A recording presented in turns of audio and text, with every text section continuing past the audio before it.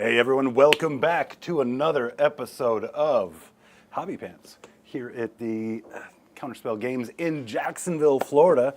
We are the Hobby Goblins, bringing you hopefully what'll turn out to be a good time. I am not alone this evening. I have friends in the studio. I've got Doomsayer here with me. What's up, Doomsayer? What's going on, man? How you So, doing? we're going to have some fun. It is, as we know, the most wonderful time of the year. That's right, Orktober. So we're going to keep up the orc trend. With that, we've got a bunch of stuff, game contents. There's an orc game or more every week throughout the month of October, and we are going to be painting up a bunch of orcs. Gives me a great reason to, kind of pick up my backlog. I do have a fair amount of backlog since I stopped competing. I didn't know you. Right? I mean, I didn't know you painted orcs anymore, man. Yeah, I bet it's real easy to forget after being vacant to the podium for so long. But yes, I guess I could say it's also hard to remember from atop your ivory tower, Mr. Doomsayer. Of course, you guys know Doomsayer's been crushing it on the paint in my absence. So, but let's get into it. Of course, before we kick off, we do want to just thank our sponsors. Let's go ahead and hit them with the sponsors, D. Kicking it off, of course, Transatlantis Games, bringing us Tooth and Coats. That's the stuff you see on the back wall here. Man, it's a great product. You've seen it on the stream. You'll keep seeing it on the stream. So go check it out if you haven't already. Wave 3 should be hitting shelves here very, very soon. Of course, next sponsor up, Artis Opus. We've got the privilege of being gifted a ton of brushes from the Artis Opus inventory. And they wanted us to try them out, and we're going to keep using them, even after we've tried them. Because why? Because they're good. Because they are good. So definitely check those guys out. Unfortunately, no affiliate links or even really direct sales links in those in the video description for those guys, but you can take a look at their website and find out more about them. We have Game Envy. Game Envy, of course, brings us a ton of very useful things to use in our hobby projects. This exemplar wet palette, for example, has a wet palette inside, a place designed to go ahead and store your phone. Of course, the wet palette is underneath, securely clipped into the tray. We're going to pull that out in a little bit, and you'll see more of that in action.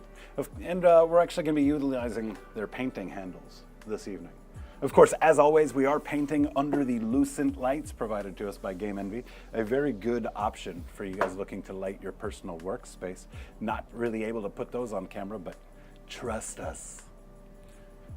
And of course, Spray Gunner. Spray Gunner brings us our unofficial Hobby Goblins airbrush. This is the Chameleon series. It has all of the components of the CR Plus, just a fancier paint job, and we appreciate them for supporting the channel. Of course, you're going to see plenty of other goodies that we get from Spray Gunner. Some of them very simple, very understated things like mixing cups. You don't have people say, dude, what's your favorite mixing cup? But I'll tell you what, as soon as you have mixing cups, it's incredible. So you can see a wide range of airbrushes and accessories through Spray Gunner. Of course, Exemplar and Spray Gunner do have affiliate links. So if you need any of their products, that's a great way to support the channel. Click the link in the video description, purchase through that. A small kickback comes back to us and helps us continue to grow. Of course, our final sponsor and the greatest of all sponsors, the Gob Squad. That is, of course, our membership community. I see we've got ourselves a couple of members tuning in now. It is because of you guys that we are able to do what we do. We are streaming 5 days a week right now.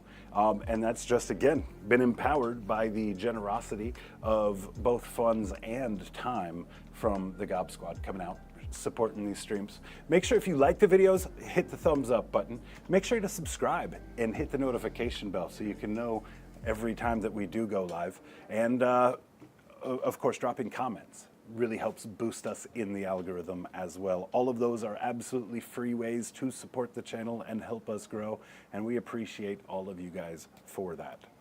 So, bam, I feel like I'm getting faster at going through it without losing any of the sincerity on it. We absolutely do appreciate all the support from all of our sponsors and otherwise.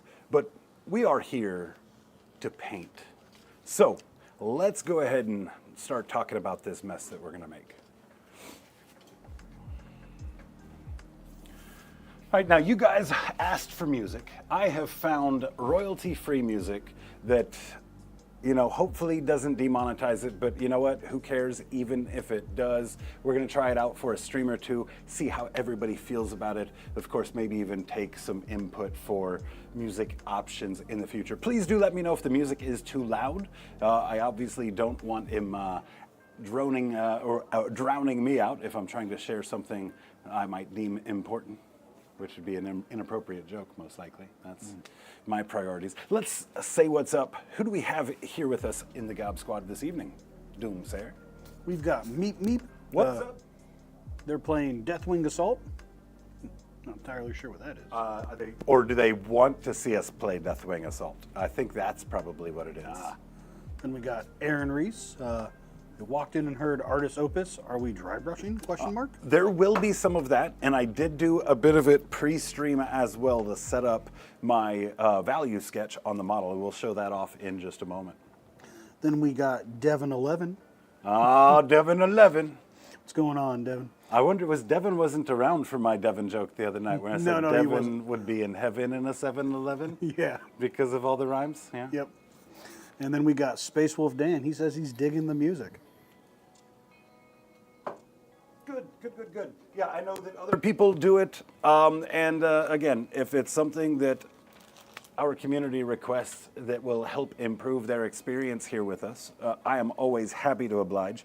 These are a very niche sort of video, of course, while we're talking about 3 hours of painting in real time. I know a lot of people like to consume much more concise videos that show the process without actually joining them through every step of it. So we are working on those pre-recorded options as well, but we want to give the most value, to these guys tuning into us. Thank you guys all so much for showing up. Let's talk about that value sketch. All right, so let me grab a couple of colors for reference so we can kind of talk about the what's, where's, and why's. Boom, boom, boom. These will be the 3 primers we use. Let's zoom in on our subject here. Let's find the right area. That should be about a good range for it. Let's bring that focus in. Okay, Zodgrod Wortsnagga. Let's go ahead and just get that on there so you can see. Obviously, that was going to be a nightmare to try and paint around. So we're going to just do that part in subassembly. Jacob subassembling something. Oh my God. And sometimes I really feel like you don't know me that well. I don't know. You just like to slap stuff together. Like you handed me that Mega Boss, and I was just like, right. But that Mega Boss, come on, context is important. That Mega Boss and the box full of boys were all thrown together because chat wanted a green tide game, even if it was plastic models. So I had to assemble a ton of plastic models to make that happen. And granted, I'm not gonna subassembly most boys. Right, there is a lot of stuff that people might subassembly that is a little extra or unnecessary, but a character, you wanna really be able to vibe that character. All right, so we started off with a black, very simple, nothing creative there, nothing too out of the ordinary. We like Vallejo. After that, we came down with a top down, but a top down that left maybe the bottom, 45-degree angle. A cone kind of going up into his crotch. We left plenty of black there, but we basically overwrote most of the black with this German red-brown. I don't know if there's other red-browns out there from other countries, but apparently we like the German red-brown around here. Once we've got done with that, we take and misted, really chose the areas we wanted, our highlights, the saturation of our color, the vibrancy of the color that we're going to put on the model. Where we wanted them at their peak is where we brought this white in. And we did that with a misting process with the airbrush to be kind of subtle and to still give us some gradation, right? After we did that, we came in with what I think is probably the best white on the market, 2 thin coats white star, applies beautifully. And of course, a decent size Artist Opus brush. And we just took and really dialed in a lot of the details into the face, into the hair, and and you know, you can kind of see a bit more of on the shoulder. And we brought those points up where that's where the light is the most concentrated, right? We talk about the value sketch because all of these, if we're painting with transparency, all of these colors are going to impact the way the color looks once we put our filter across it. And so giving this allows us to have a point of full vibrancy, desaturating down into the black rather than just light and dark. It also is going to help us kind of get it done a little bit quicker as far as dropping colors. We're going to be able to lean on some contrast for a fair amount of it. And my style of painting beast snaggas, I'm going to give you reference here. So this is a general beast snagga. These got painted up 50 at a time, you know, so things like the face. This is a foot troop. We're not spending a whole lot of time on details. We were trying to find a way to do this as quickly and efficiently as possible. Matter of fact, to give you a better angle, let's utilize these nice tools we've got in front of us here. Tools by Game Envy. Yeah, go hit him with the Game Envy, man. Hit him with the Game Envy. Give me just a second to set it up. Throw a cork on top. Little bit of putty.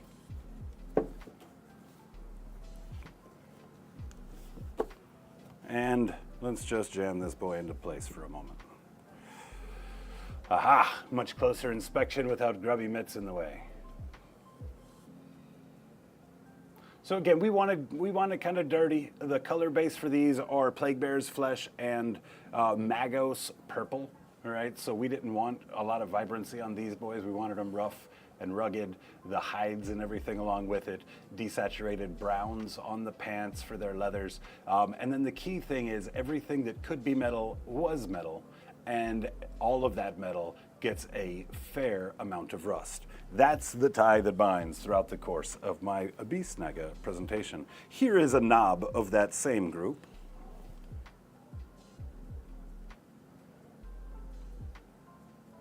So you see, the thing that really I want you to look at when you experience these models isn't the flesh, it's not the face. It's the interaction of the environment on the metallics of the things that he's holding. That's where the viewer is going to find the most satisfaction. All right, so with that, we're going to be able to utilize a lot of that on the Zodgrod. Now, these aren't characters. These are base dudes. So when we look at the character equivalent for the beast snaggas, you do see a fair amount more care is placed into colors. We do give more vibrancy to the model at various stages. The leather's much punchier. Even the shoulder that would have been metallic in another sense was decided to be painted at this rate. You know, we still maintained a lot of the metallics, a lot of the weathering, but we incorporated some of the things you've seen on some of the other vehicles where we're instead chipping down some of these other colors that are in the panels. The Ankelian green, the Vulpus pink, all of these colors still exist in this model that ties these beast snaggas to the rest of the army. So that is the data that we have. Oh, I forgot I did this pretty poor attempt at like kind of a Native American pattern on his thigh there. It doesn't really show up well, but you know, trust me, in person, it's kind of a miss. But either way, that gives us the data that we need to determine what old Zodgrod needs to have happen to him.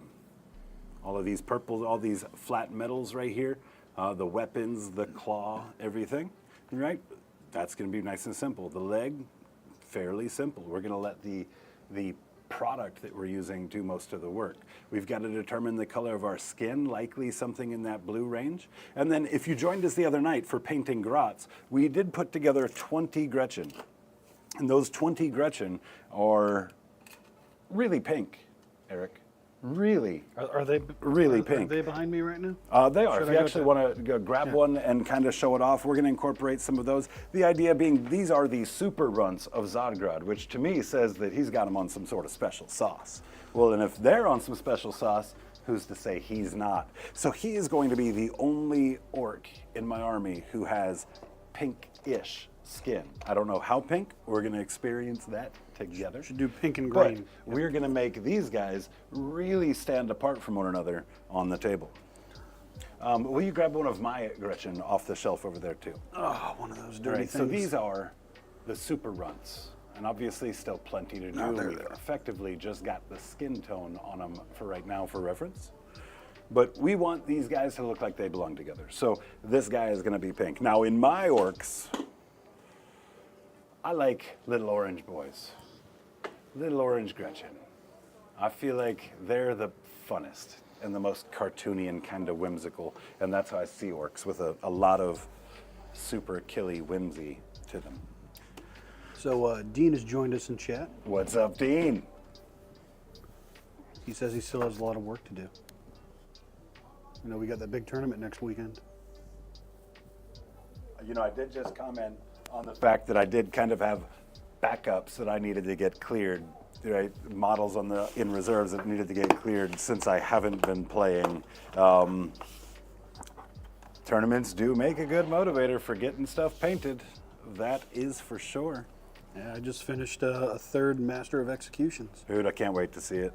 Can't wait to see it. You saw the video comments online. Somebody took time to go to the video after the fact, a battle report, mind you, and comment on the 2 minutes that we had that Master of Possessions on the screen. Did you see that comment? I did not. You got to check it out. It said, absolutely beautiful Master of Executions, I think was basically all they said. And I was like, well, hey, I hope you liked the game, but if you didn't, we'll get more Masters of Executions on the screen for you, just to make sure there's something in it for everybody. No, it's very impressive work. I was happy with it. This third one has a big sword instead of an axe, though. I just couldn't find the right axe. Okay, we're going to let that wet palette set up there. We're going to take his head back off. We're going to get this handle put back together to paint this guy here.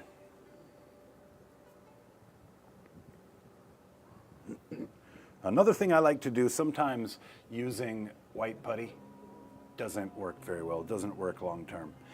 Sometimes what I'll do is I'll take a little piece of painter's tape and I'll cover the back of a thing, press it in really good, and the smallest amount of hot glue, and I'll hot glue the part that has the painter's tape on it to my handle. That way, I peel that painter's tape right up and it comes right off of it. Meanwhile, it stays secured. The fact that it's got so much adhesion directly connecting it at one point holds up fairly well, and the hot glue kind of helps shape the tape to the shape of the surface that it's adhering to. So that might have been something that I might have done previously before I had handles. And might even be something that winds up working its way into the use of these handles. I have like a dozen bases with pieces of wire sticking out of them that Right. I have, that I have attached to my handles, that I attach like heads and arms and all my sub-assembly pieces to. Okay. Like I even have a bunch of flight stands that I used for, for like my jump packs and stuff like that, because I wanted to paint those separately when I was doing my Space Wolves. Fair. Yeah, I think I'm sure I've told you this story. Back in my Space Wolf days, I had 24 Terminators that were all fully magnetized options. And when I finally got around to painting them, I painted maybe a dozen of them and not even all of their weapon options, and decided I didn't want to paint Space Wolves anymore. Right? And then the pile of weapons that I have, you get all the piles of weapons in your bits box. One of the things that I did first was magnetize all of the weapons. So it was just a big magnetized pile of Space Wolf weapons that, Never got used. Never got used.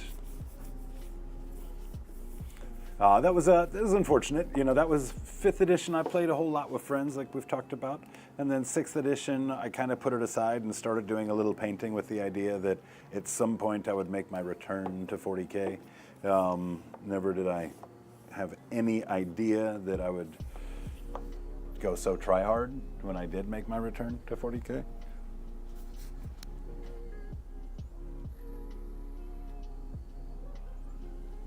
So Eric, let's talk about you, man.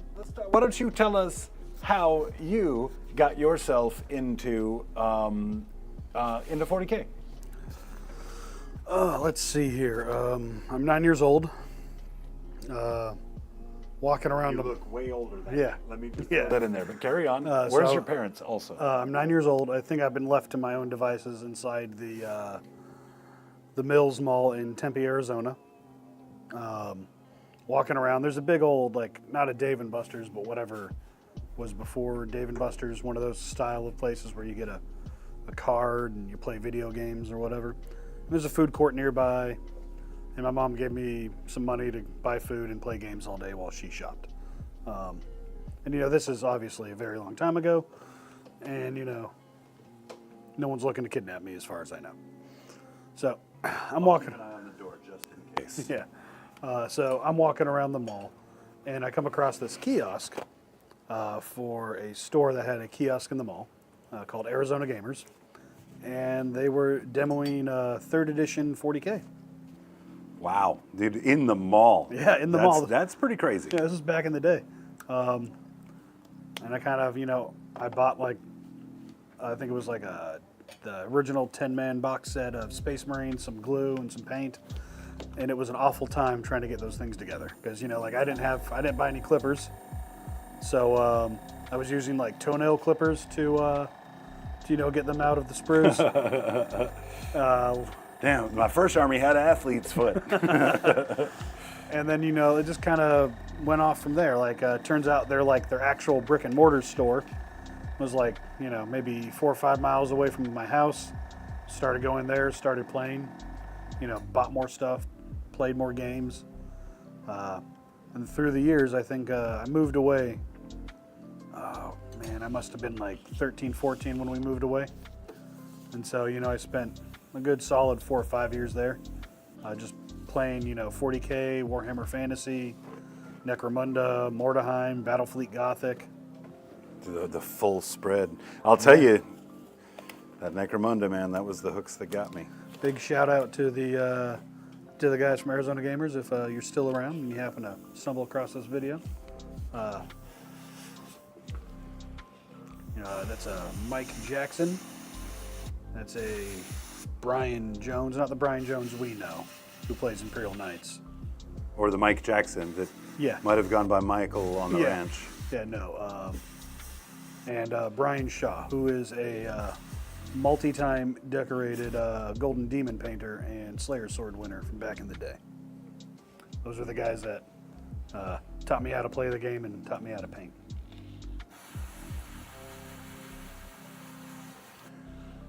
Dude, that is that's what's up. Yeah, you guys had it in the mall. Basically, game shops were the equivalent, the retail equivalent of a dude that had a trench coat with a bunch of watches attached to the inside of it when I was younger, right? You had to know somebody to know. You drive by obscure stores. So this was just a mall kiosk too. Dude, it was the mall. It was where all the teenagers went to hang out. And I didn't see many other teenagers in my game shop. Most of it were old guys. Yeah, 100%. So one of the other things, I think, so this was during Games Workshop's heyday, or just the heyday of Warhammer and Fantasy, and the collectible card game. Their in-store business was doing so well, they eventually leased out a space in the mall to have a second store in the mall. I mean, go get them, Arizona. And then they leased out the space next to them when the hairdresser place closed down. It was a smaller store, but they moved all their product and their main business in there. And then there was this large section that was probably about time and a half the size of here, Counterspell, that was just dedicated table space to wargamings and the CCGs and stuff like that. Because that was also really big when Pokemon and Yu-Gi-Oh were coming out. So, parents were spending lots of money for their kids on that. Let me tell these guys what we've got going on here. What I've done, I've got rules in my army painting for this orc army. And if you guys have never thought about it, you probably have rules too, right? Things that are always going to happen. So one of the rules that I have in this build is, hey, listen to me, man. It's it's like a skill tree for army painters, right? In the painting tank build here, one of the things I have, one of the rules that I have is that my shadows are shyish purple, very dark purple, almost black. All right, this is over top of a blue, but you see it's very desaturated. Very desaturated, but that is the color of my shadows. So what we're doing right now is I'm just going back in, adding more volumetrics by enhancing those shadows a little bit more on this value sketch ahead of time before we come in with a brush and work it all out. You might be able to see it a little bit more clear. And what this is gonna do is this is gonna help that red and black to kind of get married to the white. So we're looking at that cheekbone right here. Very thin paint. Very little paint coming out at a time. We don't want to flood the area. So just patience, patience, and we're just holding it upside down. Now those cheekbones are going to get a lot more pronounced. Inside of the shoulder here, for example.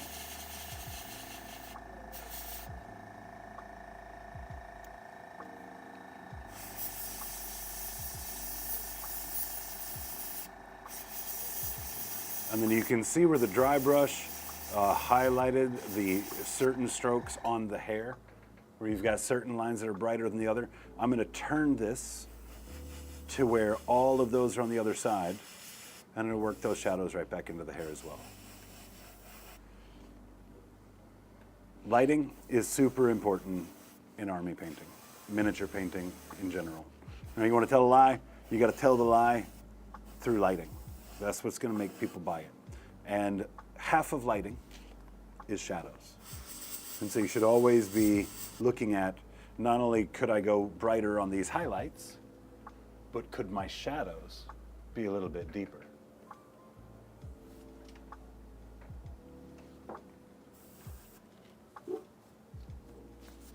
What's up, Moonlit and Ari? How are you?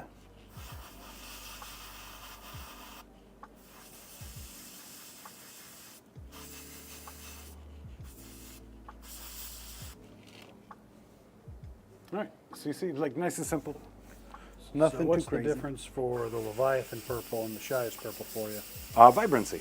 The vibrancy? Okay. And we're gonna have some Leviathan purple out, I'm sure, but it's less desaturated with brown, so it's gonna ring much truer to a traditional purple, and give us vibrancy to play with. And so when we're doing something like, you'll find that these colors that I'm doing right now are all overlapping desaturated colors, a red-brown, a black, of course, the gradient mix between them. So there's a real lack of vibrancy there. And we could put shyish purple in there, or Leviathan purple in there, but it's going to desaturate anyway. Having that Leviathan purple over top of a white is where you would really see the difference. Okay. All right, when it goes over top of the true color, that's when, and you know what? We can look at it right here, maybe. Look at that. Because I know that was on a paper towel before, but this will give us a point of reference that when we pull that Leviathan out, we can put them side by side. But do you see the kind of the brownish that's in there? Is it brown? Yeah, it might read, this monitor in front of us isn't a great representation. It thankfully looks a lot better on YouTube. So if you wanted to step over and look at the paper, you'll get a better read on the color as well. But when you look at that compared to something like our friend Leviathan, and I'm just gonna grab a little bit out here. I'm gonna dilute it down just a touch so it's kind of a fair representation. What's up, Treachery? How you doing? What's up? And it looks like Moonlit Anari is coming to Tampa. Oh yeah. Well, I'll be there Saturday. So look at the two of those side by side. Okay, that makes sense. Right, you have more vibrancy here. This has the inclusion of more black and or brown to it, is where the desaturation comes from for that. Okay. Going to Tampa. Yeah, I'll be there Saturday. You hang out. You know, I'll probably be there around game 2, maybe a little bit before. But I'll make sure I come by and find you for certain. I know what you look like. Ominous, ominous.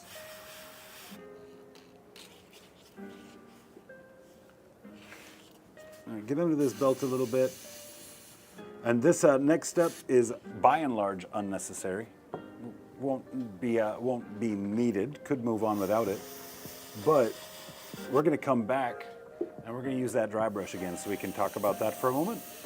Because I did see that we had somebody in chat that was interested in some dry brushing. So we can kind of show how we go about it around here. Nothing too inventive. Like most folks, we've learned a bunch of techniques from a bunch of other people that have tried stuff and made videos out of it. So we are bold enough to do the same. Treachery says he's getting ready for tomorrow. Oh, yeah. Yeah, just for those people that don't know, tomorrow we have got a charity event going on here. We have a local gentleman who is trying to raise awareness for the homeless. So we are doing a charity drive here tomorrow where all of the proceeds from the event are going to go directly to that charity. I know that we're personally grabbing a bunch of stuff, a bunch of canned goods and stuff from Costco on the way in as another form of donation. But it's a small RTT. They're not, 10 players. How many players? 23, 24. 23, 24 players. Maybe So, 24. Mark Perry messaged me, said he might decide to show oh, up. I hope he does. I hope he does. But, that just gives us an opportunity to kind of give back and do things for the people around us. And Matt Schumann is his name. He approached us with the idea. So really all the credit should go to him for really taking the initiative to do something kind. Thank you, Matt. Okay, I'm going to be coming back to the Shyish because I do want to bring in all of the metallic bits. We're going to go a full Shyish on and go from there. But let's have a look. Like I said, I don't know how much value we're going to get out of it at this stage, but let's just talk about what we want to see from it. Of course, check out our friends over at Artis Opus for really, really good comprehensive videos on stippling and dry brushing with their Series D, for sure. So unfortunately, Moonlit and Ari, we will not be streaming the RTT tomorrow. We're not really set up to do that as of right now. But maybe that's a thought for something in the future. That and for a local event like that, we don't want to really raise the stakes. The thing about an RTT is it is the lowest stakes that you can have in competitive 40K. And every little thing that you could do that raise the stakes on it really aren't healthy for it, right? If you have a cash tournament, for example, everybody pays in and then winner takes home a cash prize, you're raising the stakes of that event, right? If you've got a stream that's running, and now who knows how many people might see you online at some point or another. That raises the stakes. And the RTT should be kind of a training ground, a place that people can kind of be comfortable to get closer to the bigger events. So what we will probably do at some point is when we grow into a GT size for the area at some point, maybe 2025, who knows? Then we would stream from there for something like that, assuming we couldn't get, a decent streamer out for it. But yeah, we definitely are much more set up for studio games. That being said, we are talking about doing an RTT. Local RTT here, simply for all of the pilots that you see on stream. Everybody gets a list, maybe single elimination, and we stream the top table all day. We figured that might be pretty fun. People can kind of guess ahead of time what player, what list. We can, kind of chat about each of the lists, what the goals are for the list, and, have some tactics, discussions as well. Could be pretty fun. All right, so we're just making sure that I've got a nice moist brush here. Moist, not wet, right? We want just a little bit of hydration. That's a more PC word. And we don't want our paint thick coming off of the brush here. So when I'm looking here, there's kind of a streak to it. And I don't know if you can see that. That's what we want to avoid. So the thing that I found in Vegas when I got to sit down with Byron and paint with him for a few, his paint is much looser than you would expect it to be. The paint on his palette. And so that means that my brush is actually going to have to be more hydrated than I want it to be to get the paint kind of where I need it, and then it's a maintenance thing. But let's have a look here. That's not bad at all. All right, so we know our light is coming from this direction. We're going to come down.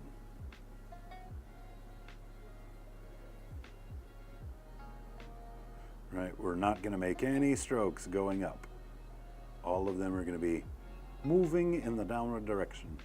And this should be a thing that is a subtle graduation of color. It shouldn't be a one and done on it. Now, we don't have a bunch to do on here. Of course, with our beard, you see how we've got a lot of vertical lines in the beard. We're still going to start up and go down, but we're going to do so at a diagonal to make sure that we're running across the grain and not with the grain.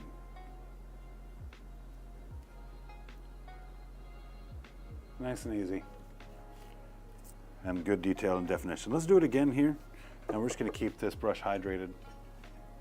We've, of course, got our little hydration tool.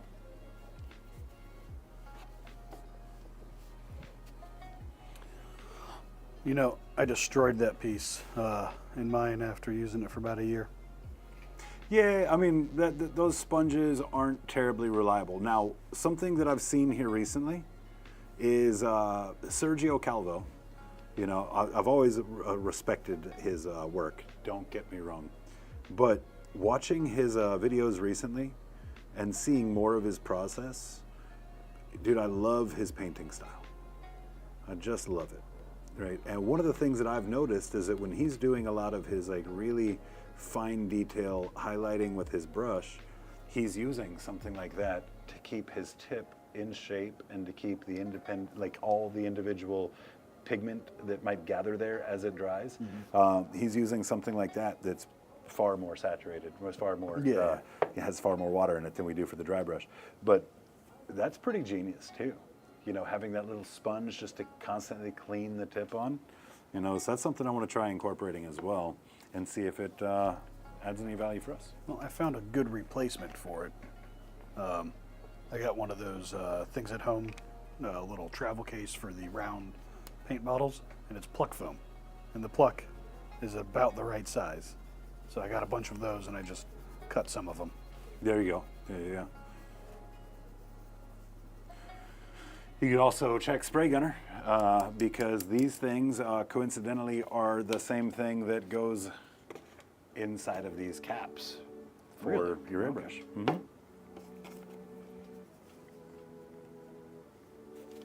All right, so let's look at this cape a little bit here. And let's just always test it. Make sure you don't have an immense amount of paint that's coming off when you don't mean to have it there. Is it a cape though? Huh? Is it a cape? Is it a what? Is it a cape? Is it a what? What? What did he say? Wheat thins? Wheat? Cool whip? There are times that I like make the joke and then for like a week I get stuck into like having to go hard H on all of the WH words. So again, just top down. Now, cool thing is we can approach this in different ways. Like hair should be nice and silky and all that. Whereas something like this cloak, because now it's a cloak since it can't be a cape apparently, we can do a little bit of stippling in and get a little bit of a textural thing happening there. The big thing is just wanting to make sure that that snake is really popping out. You know what I mean? Just popping out. Popping out that snake? All of the extra, take it easy, man, take it easy. This ain't members only. You just said you were going to pop out a snake. I'm guessing he has a snake on his cloak? Well, if we could call it a cloak, I'm not even. I mean, it's definitely not a cape. I'm still waiting for the probably word like back if it's cloakable, since it got outlawed as a cape. All the little textures on the that hide right there. All the little bumps, kind of like almost like an alligator. Like if an alligator and a rhino had a weird baby. Yeah, it's probably Zodgrod. That makes sense. That tracks. Yeah, but that does a lot of the work for us up front. So let's get into a lot of the busy work that we can hopefully knock out fairly quickly. I want to just get a little bit more of that shyish purple in here, and then we're going to take all the metallic bits and we're going to just paint it straight out of the pot onto it, full pigmentation. Oh, you kill me.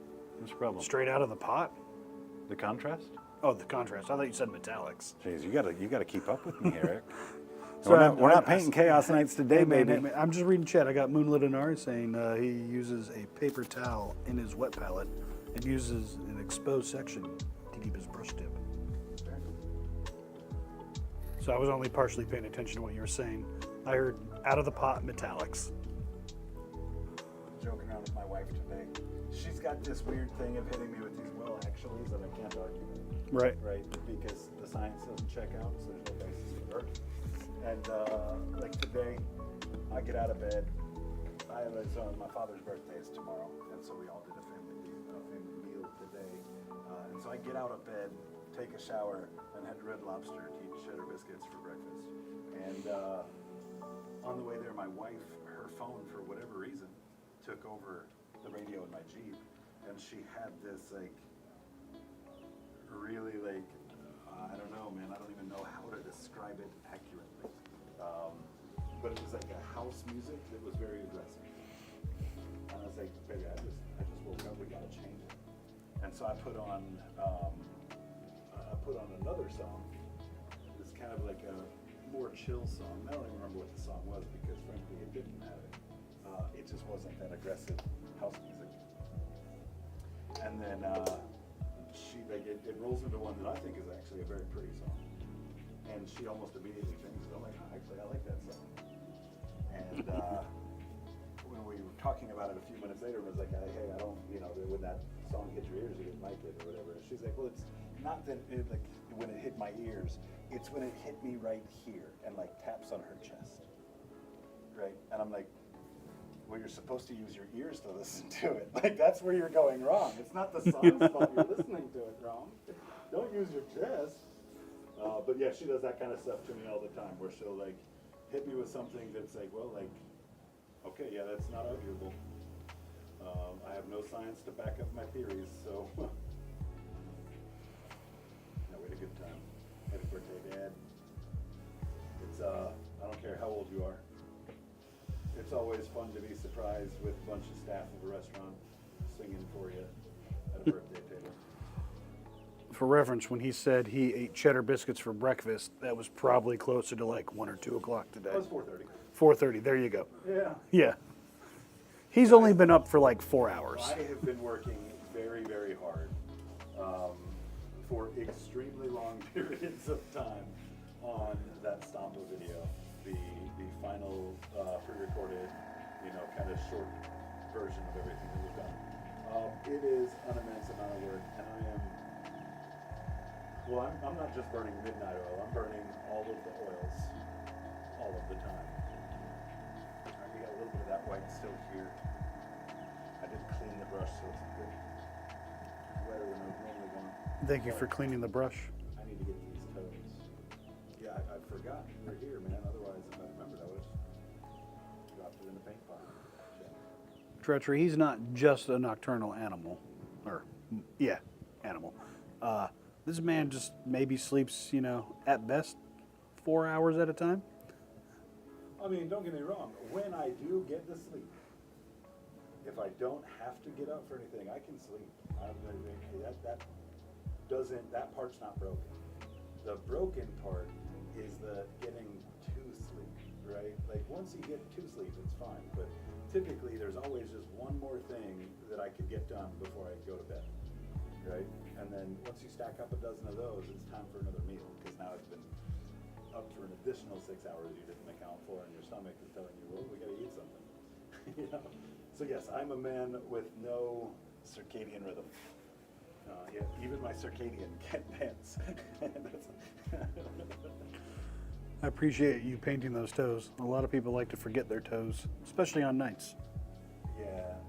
Well, I mean, we know that you're one of the mean girls of Chaos Knights. That's really what it is.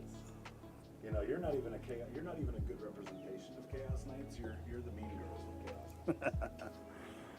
You got to run them through the car wash. You got to get their toes dead. Yeah. Duh. Oh, you son of a. Oh, looks like Hosen's mic went dead. No, back at it. Back alive. Hopefully you were able to hear them through the mic I'm wearing. If not, at least you were jamming to some groovy tunes. You know what I mean? I don't know. I don't know what it sounds like yet. I will reserve judgment. You can put for that later. headset on and hear it. Oh, is it on right now? I had it set up like that because I was like, well, I can also put YouTube on my phone and throw a little earbud in and have the same music chat is listening to. But I've got you in the studio with me tonight. I'd rather hang out and catch up. All right. Oh, I hear it now. Mm-hmm. All right, it's not bad. Yeah, it's lo-fi, man. Like, it's like you have to be a bad person to not like be cool with lo-fi. Nothing says a person has to like it, but it should be like completely non-offensive to everybody, except maybe chest listeners. Why would knights paint their toes? Because That's the what I toes have said. the same armor panels on the cover of their toes that they do everywhere else. That's why. They are painted before they are attached. You know what I say? I say bougie knights paint their toes. And we talked about it earlier in the stream. I'll mention it again. Everybody has rules for their army paints. Everybody's got a loadout, right? So I am not a toe painter when it comes to Chaos Knights. And I've got 100% record of not painting toes because I've only painted the one Chaos Knight and I didn't paint its toes. So now I've got a rule for Chaos Knights, man. That rule is they don't have their toes painted, Eric. It's the way science works. Did you paint the toes of that Stampa? Is that Stampa still in here? Or is that Yeah, at home? yeah, it's right over there on the table. Okay, I'm going to go take a look at that. Yeah, I'm going to make grab sure it. you painted its Bring toes. it over here. I'll show it off here. If anybody here in chat hasn't seen the Stampa since it was finished. Oh. Yeah, see, you won't paint the Chaos Knight's toes, but you painted the Stampa's toes. Yeah, to be fair, the Stampa's toes are the same color as like just about the rest of the Stampa, so it was an easy thing to do. All right, now this shyish purple right here is just going to overwrite most of the information underneath it. You'll see a little bit of the white on the volumetrics, but this is all going to be metal. It's all going to be that rusted out metal. And the reason we use shyish purple here in the metals on it is because the shyish purple, with the inclusion of that blue, right, if I put silver right over top of it, the red in it is going to kind of warm up the shadows on it. Now, because you guys know purple is magic, if we put another color that adds information over top of that, then the shyish shifts and instead reinforces the metallics being cool. And the way that we incorporate that is with that rust effect. The rust with the reds and oranges and browns, that warmth over top of it, the juxtaposition of that shyish purple now makes the shyish purple cool by comparison. You know, if we were to pump blues over top of it and really cool the surface, the contrary would happen. That shyish purple would be warming up those metallics. So interesting little like temperature conversation there for color theory. So treachery. If I had to paint my war dog's toes, I would.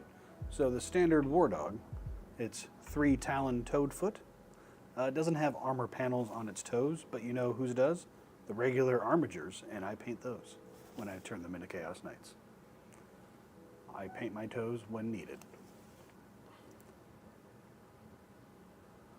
Get your toes, dude. Treat yourself, Chaos Knights. So what'd you think about the reveals today? I mean, tank buster models are cool, man. I dig them. You know, it's just an orc thing. And he's not excited about orc stuff, guys. He's not a real war boss. Yeah, I'm totally not a real war boss. That's funny. No, I mean, they're cool models. You know, I don't think the unit is still going to continue to see much play. You know, so I still think that you'll see the models most commonly attached to a pack of boys to be their free weapon upgrade. Right. Well, they're all like in pseudo mega armor now, it looks like. So I'm wondering if they're going to get a new data sheet and a new set of rules to go with their new loadout. I doubt it. I mean, I think that their data literally sheet a for guy kill with, teams is going to be its own unique thing. Mm-hmm. So the thing they've done with a lot of the unique kill team stuff is when it translates to 40K, you do get those options in that unit. Like you look at the Legionaries, you have the option of the Psyker dude and some of the other stuff. Even though that Psyker dude's 40k rules aren't really that impressive. And How did the timing work out for the Codex though? Did that kill team come out before a Codex, then opened up the availability to it in the new Codex, or did it come out after the Codex was already out and then they added it in supplementally? It was, so in the current case, it was out in 9th edition when that came out. Okay. And so when we got our 10th edition one, it was worked into it. Gotcha. Yeah, that's why I want to say they did. You did have that option when the 9th edition Codex came out. It was a thing that made the unit a Psyker unit, and they couldn't be made Bark of Corn, things like that. So I think you'll probably get a new data sheet. I would almost put money on it, considering they're in. You think a new 10th edition data sheet? Yeah, that just replaces the one in the Codex. that's the prediction, you guys. You heard it here first. Yeah. I mean, well, it makes a lot of sense because they're in a lot thicker armor now. It's like looks like pseudo mega knob armor, right? You got a guy with like 2 Crusher Power Fist looking thingies. You got your regular tank hammer. You got the 6th guy in the unit, which might actually just be a new war boss option. But he has like a rocket pistol, which is kind of weird. No, so like everything that you see there is stuff that's currently available in there. Really? There's a breacher ram in there. Right. There's the 2 where they go equivalently like a Melta pistol. That's what they are equivalently, if I remember correctly. I will look it up.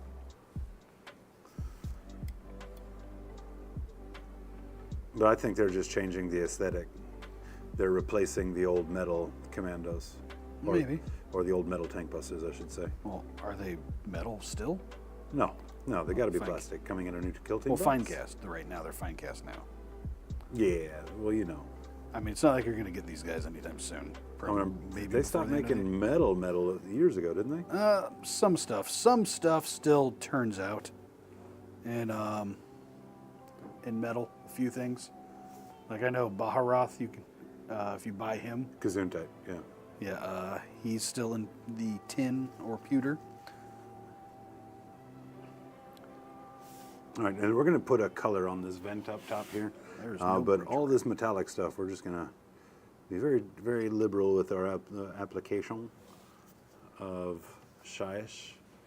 Again, turn it black, and then we'll bring up the highlights.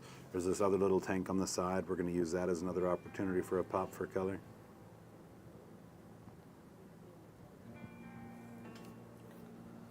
So you know what, Treachery? I'm actually interested in that Dark Angels box. I've been thinking about a new Space Marine faction that I would paint in a custom color scheme, and I can play it as anyone. And honestly, big Terminator force with a cool Primarch. That sounds interesting. But yeah, that night one, it's basically just a rehashing of the Chainbreaker one, I think. They're just calling it a Noble Lance, so that might be coming out when, or right before the Knights Codex drops, and that could be the name of one of their detachments.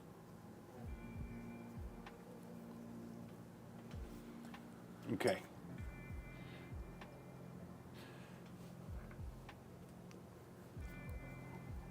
So do you like the flavor of Shyish purple? I'm not a paint licker. I let Cryface do all of the paint taste testing that we need done at the studio. Nothing is funnier than having him show up, like, you know, just him, just quiet, really hyper-focused on something. You don't hear from him for like 10 minutes, and all of a sudden you hear, and he's like put apparently the wrong paintbrush in his mouth. All right, let's see what we can see under here. Shom-bom-bom, Stompa. This guy is going to be on stream Monday night. Super, super excited for him. But, you know, that's where we got to get Zodgrod and all of these little Gretchens and Grotskys in good fighting shape. Yeah, fun project. Fairly quick, all in all. I'm very happy with how it turned out.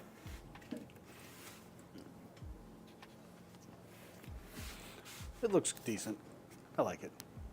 I'm happy you painted its toes, though. I would have got to figure out how to strip his toes now. Treachery saying Magma Droth Flame tastes best. That's kind of weird, man. I'm also not a paint licker, so I've been told by a couple people that they like the taste of known oil. That's a little weird.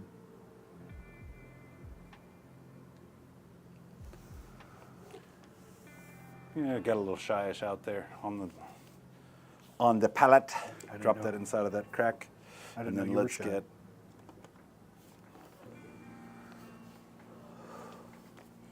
Let's get our little handy dude done. This isn't really holding on to that very well, so we're going to pull it off of here. Now I'm going to do something different. We're going to see, this is a question, right? A part of me wants to go ahead and paint the body of this weapon in a different color, and then maybe copper out the top of it. You can do like an orange. Or like we're doing on the top of him here. We left that up top. That's going to get painted a color. I think we'll do the same with the gun. So we'll do our metallics on everything except for that exhaust plate up top. That'll also be good because the parts around the hand are going to be the darkest thing. So it'll kind of help tie it to the hand a little better, give us contrast, especially at the brightest points in those hand up against something like kind of dark and corroded. Okay.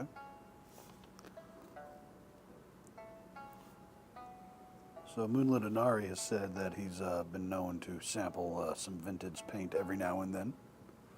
Dude, I'm not here to shame you. So has anyone ever accidentally drank their paint water when it was right next to, like, say, their cup of coffee or whatever? I have to tell you, as a dude who lives with a coffee cup on the table next to him at all times, I never have.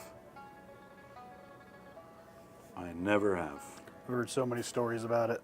Like, as you know, like their paint water thing is a coffee cup. They're drinking their coffee in a coffee cup. They set it right now next to it. Then they take a big old swig.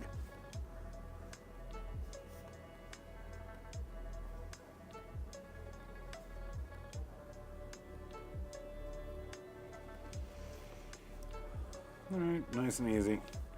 Nothing fancy. See if we can get that to hold back on there for a moment. So we've got our metallics for the most part base coated in there. And they're base coated in Shias? Mm-hmm. Okay. Let's grab this aggressive pink. Where you at, aggressive pink? I miss you.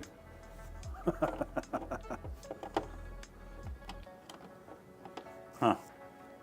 Here we are.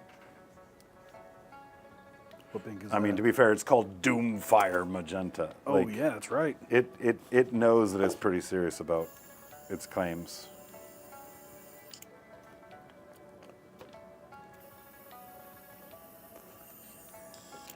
All right, we're going to do something kind of similar again. Because I don't need much, I'm just hitting certain parts and I'm trying to go slow and steady. We're going to be mixing our paint for our airbrush on our wet palette here. A couple of big heaping spoonfuls, if you will, with a junk brush, as you know that we love, into our paint water. Come back with a saturated brush and loosen it up. Try to break up that, whatchamacallit inside The of it. medium. Yeah, medium, we don't there need the medium to do what it's going to do, right? We just need the paint to flow, and we need the intensity of the pigmentation to kind of be dialed back a little bit at the same time as well, because it is so strong and so pronounced. And we don't need much in here. So you'll see that as I grab it off the wet palette here, and I run along the cup, a couple of drops, get us right down in there. We might end up needing a little bit more. If we do, that's okay. We'll come back for it. But in the meantime, let's pink him out. Now, there's nothing I could do here that would go crazy. If I was to get a little bit too aggressive and overpaint certain things, none of that matters. We can always retouch everything. That's why we're dealing with kind of the deepest part here first. And then, you know, a lot of times for my rank and file, the little gradients we can pull off with the contrast and the airbrush are basically all we need. Because this is a character, we will be coming back into it with layer paints and adding a little bit more dimension, a few more passes with shadows.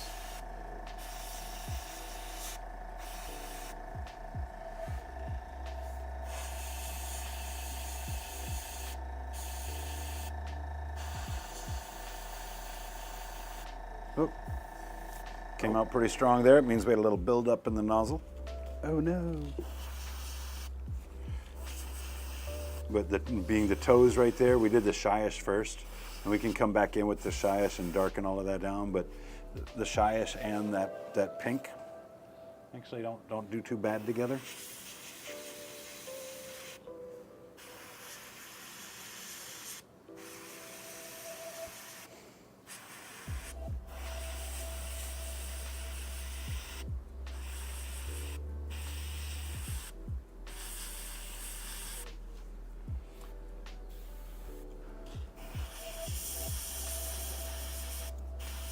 So what are you painting next Thursday? Do you know yet?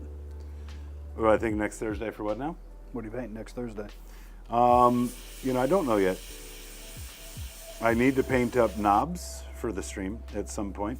That's one of the units that we tend to have to proxy. So we might do knobs this month. Now I want to keep a lot of this off the hair, so I'm going to take just an extra minute here. Oh, he's getting the goo out. And we're going to protect it. Shout out AK, non-sponsored. They sponsor us. Camouflage plastic putty. Yeah, I've seen you use that a few times.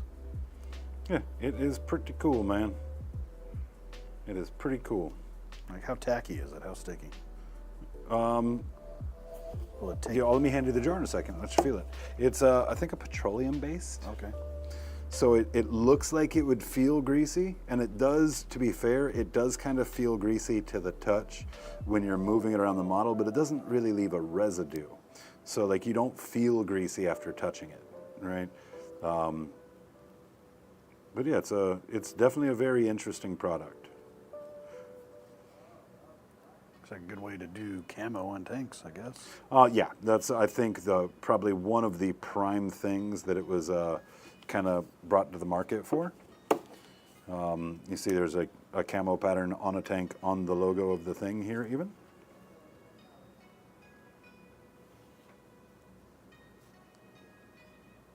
But it takes just a moment. Some very basic coverage. And can you just smash it all back together when you're done? Uh-huh. Okay.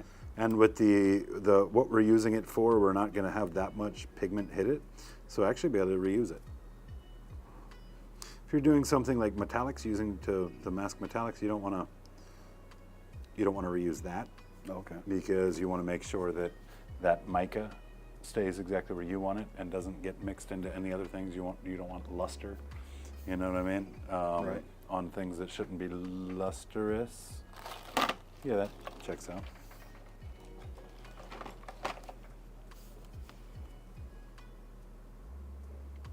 But yeah, we have so much to do. You always have to ask yourself, is this worth the investment of the time?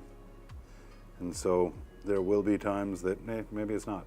Maybe like you rather than airbrush, maybe you use a brush or whatever. But by and large, this putty has proved itself to be pretty useful. Okay. Yeah, you're right, Treachery. It's not sticky. It's very smooth. Neat. Maybe I'll have to pick up one of these. I think it's a fairly good ad. Yeah. And although we are not sponsored by AK, I'll tell you who carries their product, Spray Gunner. Oh. Yeah, Spray Gunner is far more than just airbrushes. They carry a ton of different lines of paint. They cover a ton of different tools. Okay, we just went full saturation there. That's fine. Oops. And I don't know if you knew this, but they are based out of Tampa, Florida. Oh, hey. Mm-hmm. Yeah, so next time we cruise down there for an event, I'm gonna have to pop in and say hello. Well, you'll be there next Saturday. I will be there next Saturday. Let's see how the time shakes out on that one. That's Maybe- kind of a shotgun trip. Maybe you just wake up early. I did today. I have to do it again? No, are you kidding? I have to get up really early tomorrow, man, with the event. Are you crazy? Are you actually getting up early for that?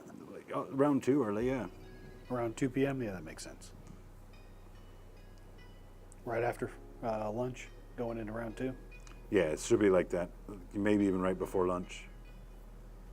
I'd like to address everybody and thank everybody for showing up and doing all of that and making sure that if Matt is here, that I can introduce him to everybody.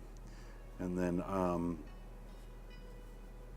once round 2 starts, I'll be cruising over to Costco to grab all of the canned goods and stuff that we want to donate. Nice. Well, I will be here early to set up. I don't know how many canned goods, a couple $100 worth of canned goods is, but it seems like a fair amount.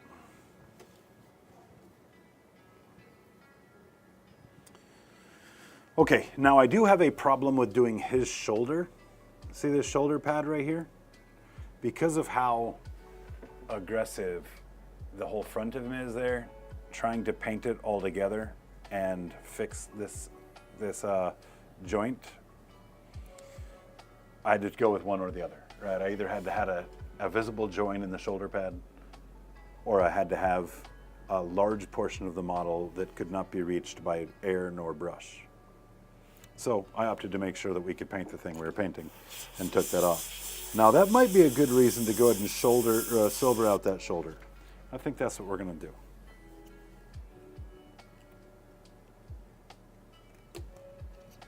Yep, I bet you. we are. If you decided to, you could have sliced that shoulder off, attached that. There are certain things I probably could have done. To be honest, I had to take it apart today to clean mold lines. And put it back together. I will say that I got a couple of parts assembled better today when I slapped them back together than it was prior. A couple of parts, not so much though. Not so much.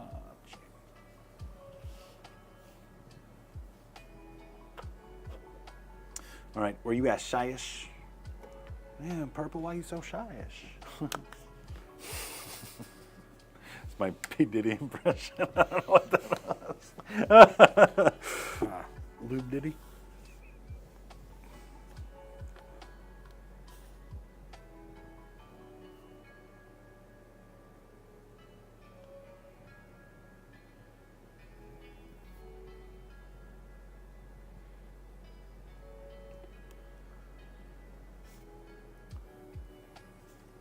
So what's that style of paint where they only paint with black and white? What is that called? The style of paint? Yeah, it's like where it's like a black and white photo. Grayscale? Grayscale, there you go. So you should just paint with purple and white. You can call it purple scale. I mean, I don't know, man. I don't know. To paint purple and white, that means we have to work through, certain colors of like pale lavenders and lilacs and like these, really pastel-y sort of pinks or purples. I think it would be an interesting art project. Oh, sure. I definitely Obviously. would appreciate that. Don't know if I'd want to. It would be a challenge to do for certain. Don't know that I would necessarily be interested in the challenge, however. Coward.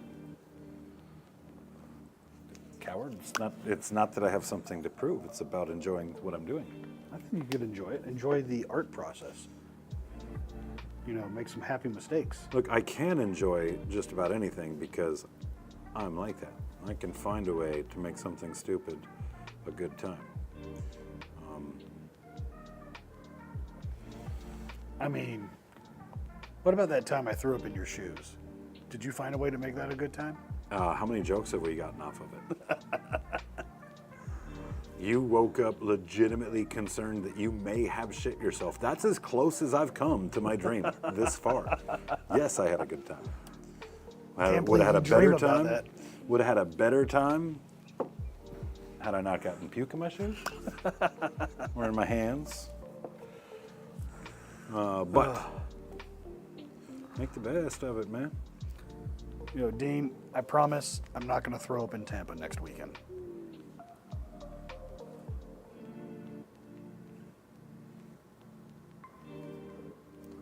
But if I do, I'm going to need you to be there for me. Take your shoes off, Dean.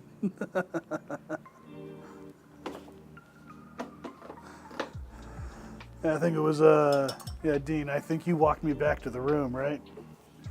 When all it was said and done. Walking through that, what was it? The casino floor. And just shame and tiredness on my face. I wish Dean had a bell to be ringing behind you the whole time.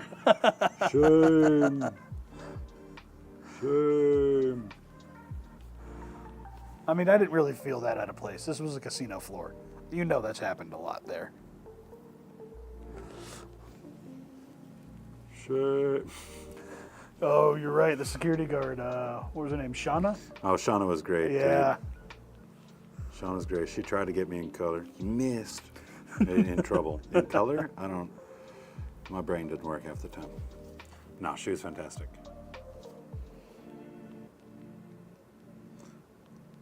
She ran off, calling security. We're like, you security. She's like, I'm not going to go mouth to mouth with him.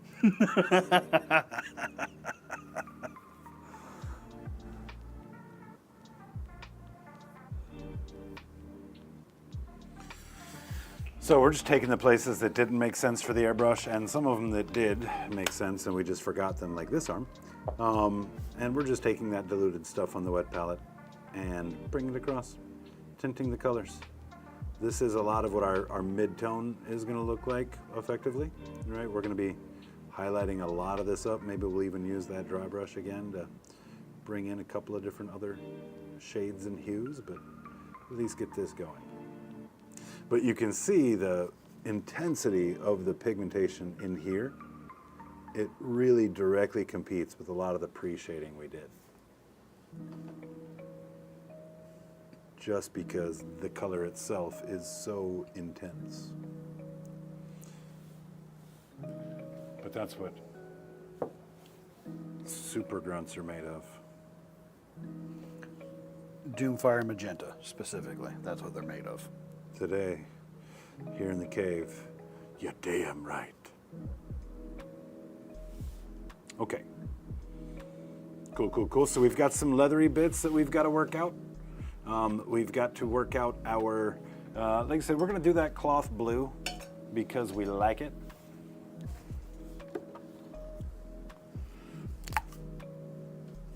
Yep, yeah. There might be just enough Ankelian green in here to do it green instead. There is. Oh, look, that's everything out of that bottle right there. Plenty. What I like about this is it's got enough and strong enough blue that anywhere it overlaps the purple is just going to shift it a little bit more into a purple. But it's going to look very 1990s as we dig further into the ugly phase. We're just getting everything blocked in right now, though. Trust the process. And I will say that Ankelian Green does a wonderful job of respecting the value sketch beneath it. Still a nice, strong color, but allows all the gradation that we put into it before, all the color movement, keeps it intact, which is very, very nice. Definitely looking kind of My Little Pony-ish for now, but you know, Is that why we keep getting those as ads? Your color palette? You're getting My Little Pony ads? Yeah, every time I watch this, it's only when I watch Hobby Goblins. I gotta wonder what your other. We clearly say not for children on our ad setup. Originally, I thought it was like, did I watch something that was, just keyed me to this? It's only when I watch our channel. Well, to be fair, we had a conversation on our way back, maybe from Texas, I think it was, I'm almost certain, where we kind of shared music that we both liked and kind of something about it, like, you know, if we had something to share. And, well, you kept going to like anime music. Yeah, that has nothing to do with My Little Pony. My Little Pony is like an American version of like weeb culture, isn't it? No. It's not. Are you sure? It's definitely got its. It's definitely got its very specific fan base. You know, I could say And I bet a lot of that specific fan base watches anime. Don't tell me that. Weigh in, chat. What does chat think? Well, let's see here. Treachery saying Eric is not beating those allegations. So I can promise you, I'm not a brony. I just thought it was really weird that every time, like every other commercial that I let generally play while watching our guys on stream here is like a My Little Pony toy commercial. I'm telling you, correlation, causation. My Little Pony You know, if it's because I watch a lot of anime, and anime, I guess think, go hand in hand. that's just weird. But yeah, no, he is right. We did listen to a bunch of songs on the way back, and I made him listen to Garenge by Lisa, the intro song to the first season of Demon Slayer. I mean, that girl could sing, man. That girl could sing. I will not take that away from her. That's right, D. Larson. Don't lump anime in with bronies. I agree. He said, what now? He said, don't lump anime in with bronies. Oh, what's up, Donnie? Yeah, his opinion doesn't count. I haven't figured out a good enough reason why yet, but hang there with me, Donnie, and we'll get back with you on that for the show.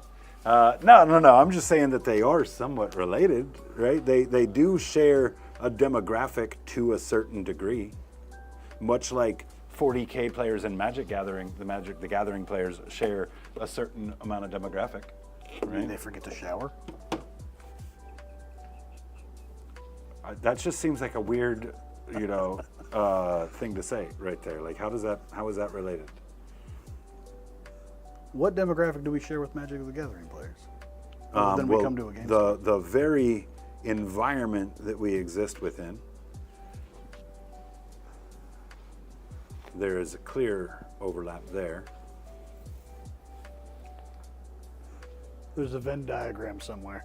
You know what? I have seen that Venn diagram. I just don't remember it very well. Yeah, I thought it was a bar graph at first, but it was actually just a dude like giving a thumbs up next to another guy's butt crack hanging out.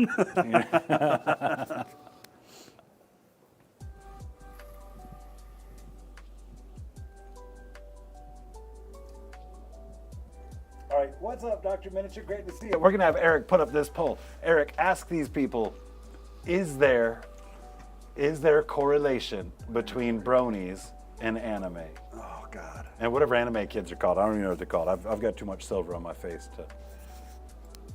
All right.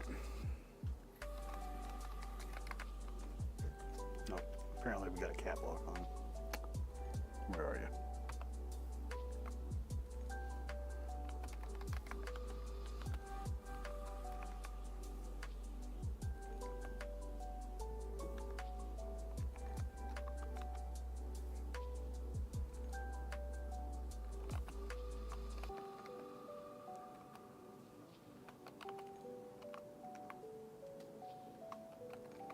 Yeah, man.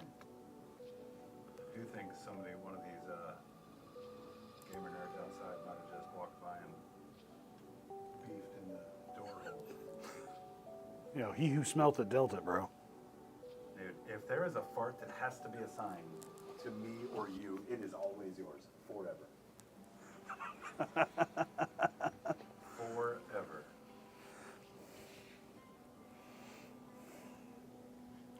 Here's a good example of that Leviathan purple here and its vibrancy. Look kind of similar to Shyish on the palette. But a lot of times your vibrant pigments are the ones that are going to grab and hold. Right? some of your desaturated pigments are going to be the ones that kind of move around and pool up and coffee stain more. Yeah. Sometimes easier to glaze with, truthfully. Whereas something that's a very high vibrancy pigment. Did your mic go dead again? It went dead. Is it running out of power or you just somehow keep turning it off? Don't get a job as a detective.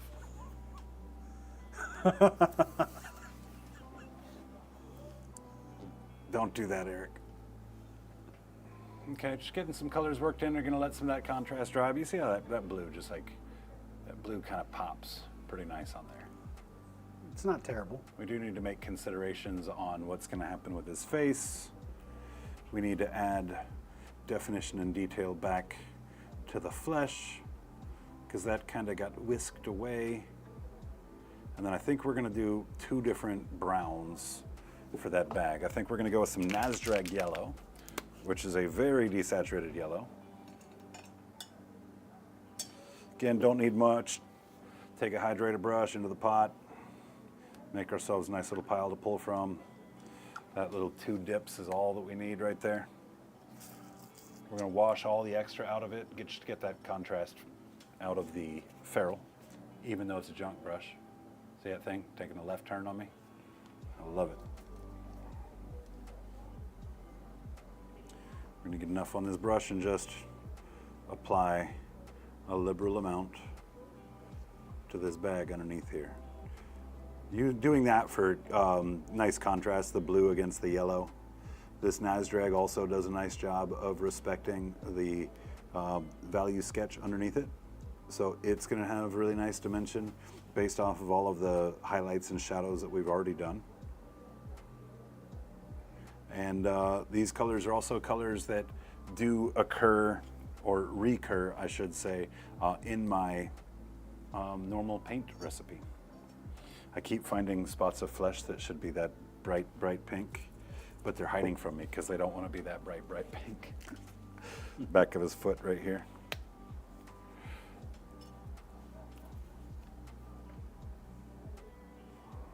Looks like the no's are winning, sir. I'm just trying to figure out who I can trust.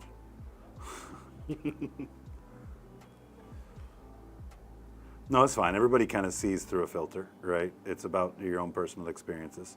All of the brony people that I knew, you know, had proclivities for things like comics or other cartoons and anime as we know it. And I can't speak for you guys, but I can speak from my experiences on how it seems.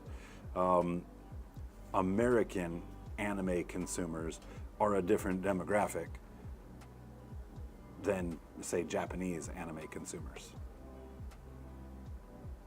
All right?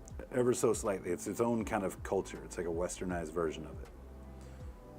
You know, so manga, comic books. How dare you, bronies. treachery? There is not 100% correlation. Treachery knows, man. Treachery knows. He's been through some shit. I am not a brony, and I love anime. Hey, nobody said that all bronies. We're not talking about 100% correlation here, guys. We're talking about there is an overlap of people that are brony fans. And you know what? I bet there's even brony manga. Tell me I'm wrong. I have no idea. Look it up. I'm not putting that on my phone. Look it up. Put it in the incognito browser, man. It won't be the worst thing you've done.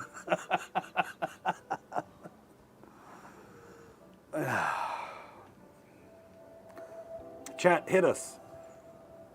Has there been manga with My Little Pony? Like, I feel like I know the answer because I feel like we live in a world where everything has happened at some point. You know? So it's like a pretty safe bet, really. Anything that can happen will happen, sir. Good old Murphy's Law. Okay. More pink blocked in. All right, now he has another kind of drapery on him here, and I'm not real sure where all it is, so we've got to find it. Oh, that's funny, treachery.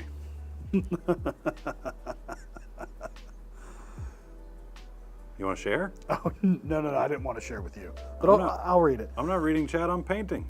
I work on a submarine. I live in a weaponized autism surrounded by weebs and bronies. And Moonlit Inari is saying, they can confirm, though not on a personal experience. I have seen things I wish I could unsee. And Al DBA PB, that's a lot. Their daughter loved it. So I guess they do have a My Little Pony manga. Correlated. That's depressing. I would say it sucks to be wrong, but I would have to assume, Eric. Get out of here. There's no correlation. Changed my mind. Fake Okay. news.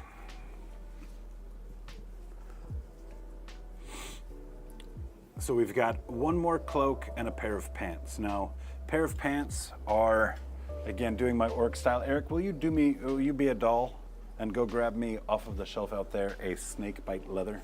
I'll get together with Nick after this to square up. But I do need a snake bite leather for certain. Roger that.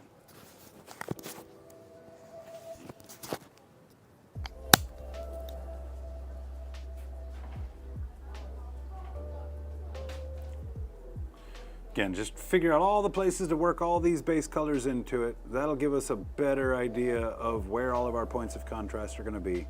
You know, and then we'll add on, like with layer paint, we'll bring some details back into it.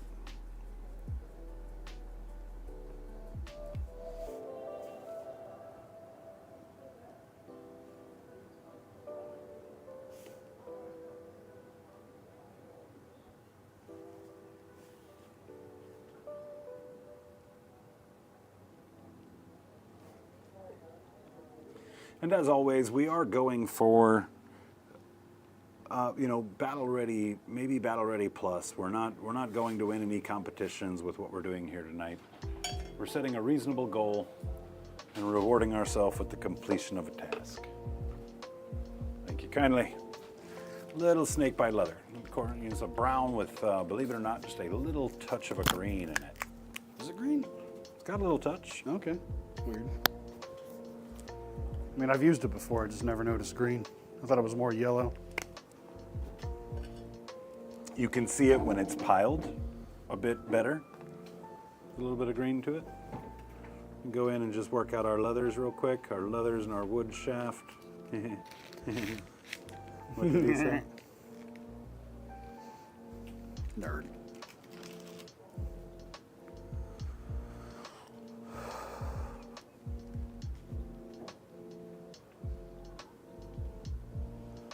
And you could say that this is kind of a slap chop job.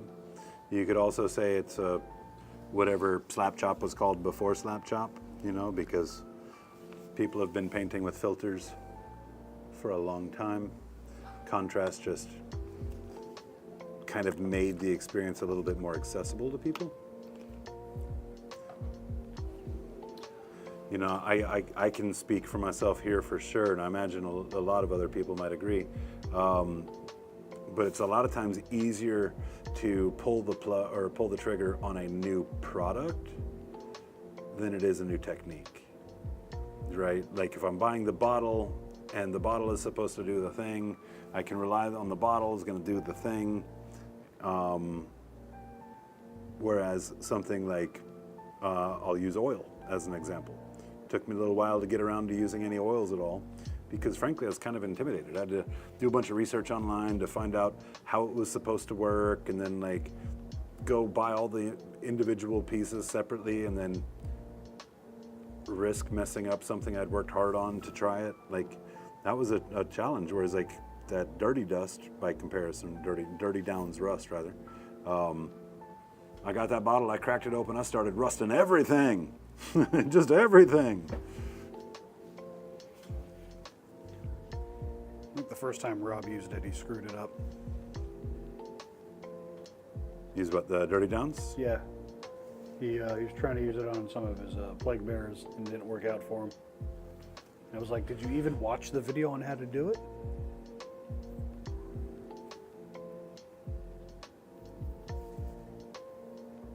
It was a good way to get it to activate pretty fast if you got a hairdryer. Yeah, warming it up and doing all that. I typically don't, though. I have seen in the past, I've done it in the past, and it's worked out to kind of a cool effect. But there's just been so many times that it's been like, I just need to get a thing done. Like, I don't want to take the time to sit around and wait for it to dry, or wait for it to warm up. And I've been pretty happy with the effect I've gotten off of it most of the time. Let's think about the orientation here. Less blue on this side of the model, so we're going to take, we talked about putting a vibrant color on here. We're going to take that blue just to distribute those colors a little bit better. We're going to do the top of this gun blue. The one thing I haven't quite worked out yet is hair color. That's going to be an interesting thing to figure out for sure.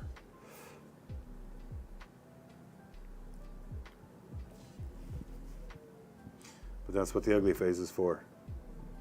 I mean, maybe like the gray-white. You know, that's kind of what I'm thinking. You know, he's an old man, kind of like you. Might be able to take even something like the Dreadful Visage is the name of a contrast paint that's kind of a milky sort of purpley color, Yeah, if you will. I've used it. That could be a pretty cool way to tone the hair. Apothecary White's got that little bit of blue value to it. And we've got some like pinks that have kind of overlapped into some of it. So having that little bit of blue kind of maybe purple out a little bit could also be pretty cool. But I think a light color like you're suggesting is likely the way that we're going to go for sure. It would also kind of zero in on the face, which is kind of the general focal point on infantry models. Yeah, kind of frame it in, if you will. Yeah.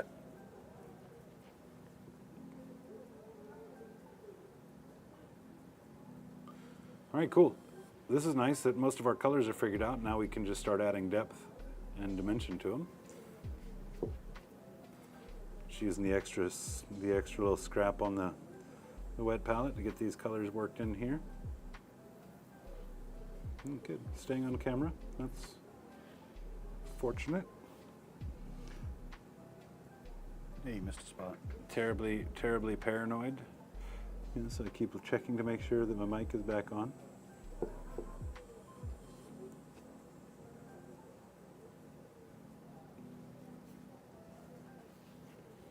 I might have to pull a little bit more out. That's the wrong one. Oh yeah. This is the end. Probably mix a little contrast medium in there. You can get a little bit more out of it. Oh, there's plenty here. And we're basically slowly migrating the home studio over here.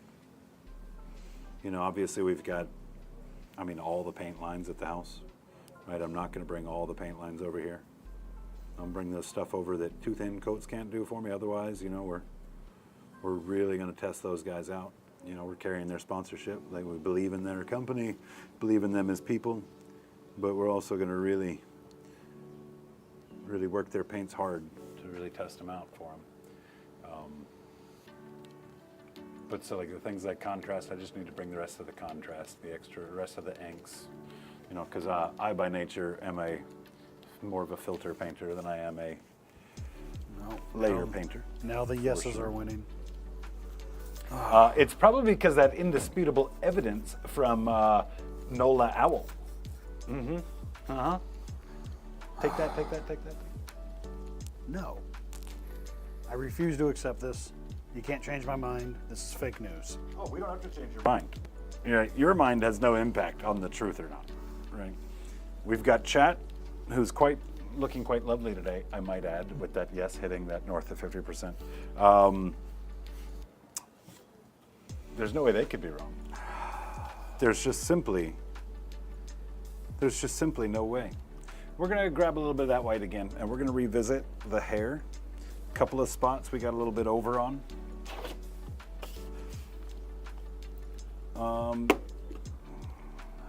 Butterfinger. A little one-man game of spin the bottle. Guess who won? Not me. Zodgrod. Would you French kiss Zodgrod?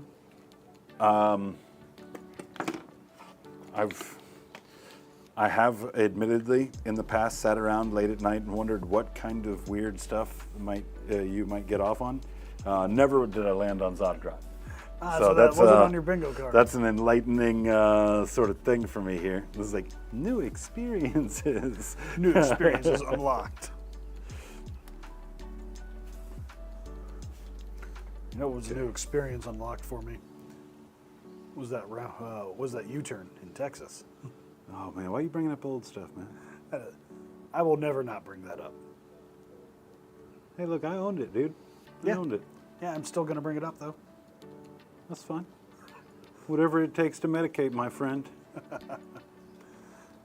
Hey, so did you see those new rattling snipers? Yeah, they're pretty groovy, dude. So did you see the little dog? You know, I don't think I did see the dog. I'll have to check that out for sure. They have a battle mutt or something like that, and it looks like a Brian's dog. It's like a muscly pug. That's awesome. So would they be like a guard equivalent proxy? What, the dog or the rattling? The Ratlings. It's a unit in the guard army.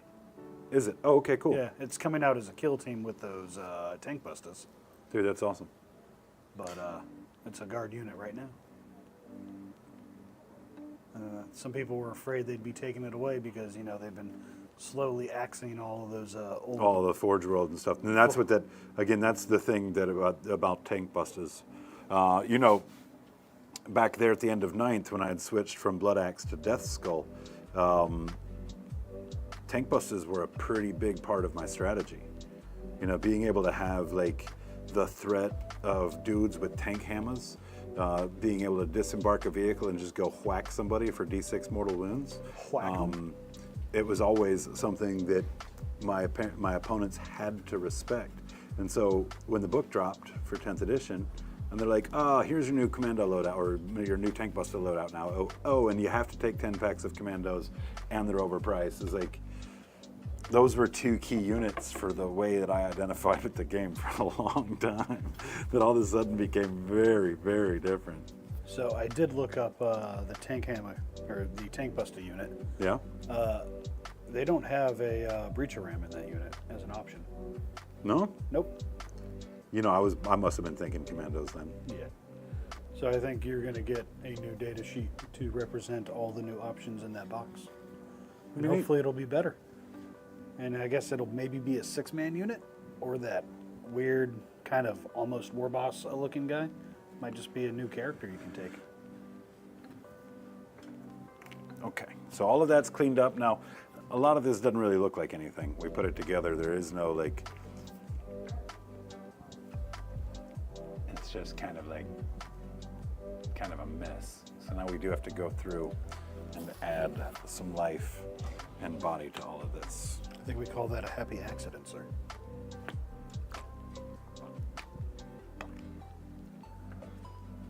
Did you ever watch Bob Ross? Oh, of course. Did you ever fall asleep watching Bob Ross? I mean, possibly. Yeah, I don't have many memories of things I fell asleep to. Like, I don't remember half of the Harry Potter films. You don't remember Harry Potter and the Chamber of Secrets? Chamber of Stupid? I don't know. No, look, crucify me, okay? Crucify me. Those movies were not, or books, were not written for me. They were written for everyone, sir. I had Salvatore fantasy, dude. I had The Legend of Drizzt. Oh, yeah. So I read all those books, too. Yeah, I mean, you can't go from something like Legend of Drizzt backwards into things like Dragonlance, or like forwards into things like Harry Potter. So do you know what Salvatore was famous for?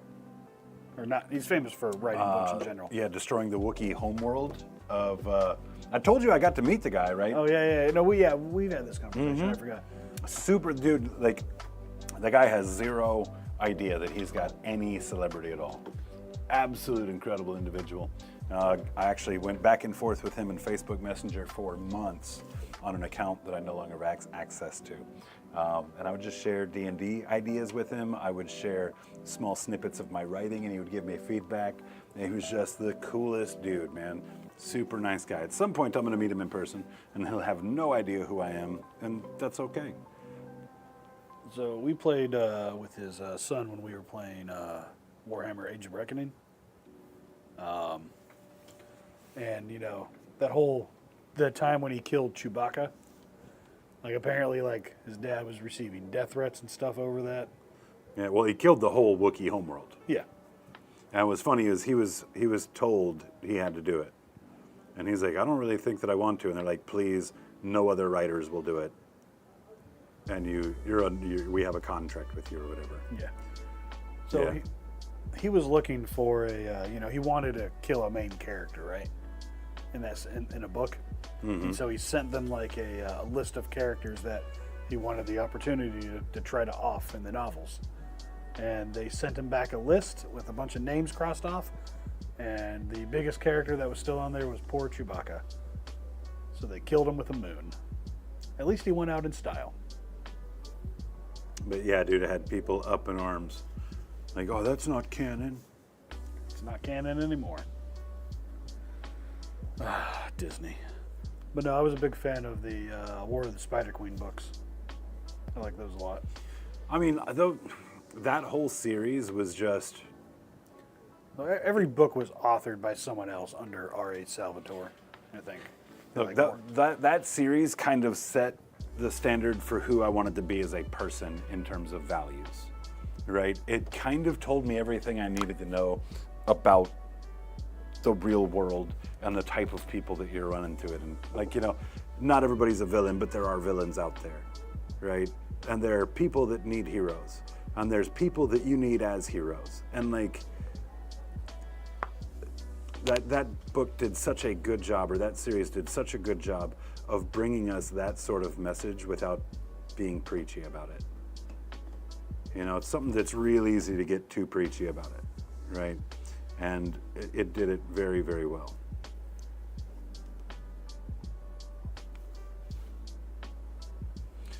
And I don't know if you've ever heard the story about how, like, Drizzt was even invented or created. No, I never did. But he wasn't created as a main character.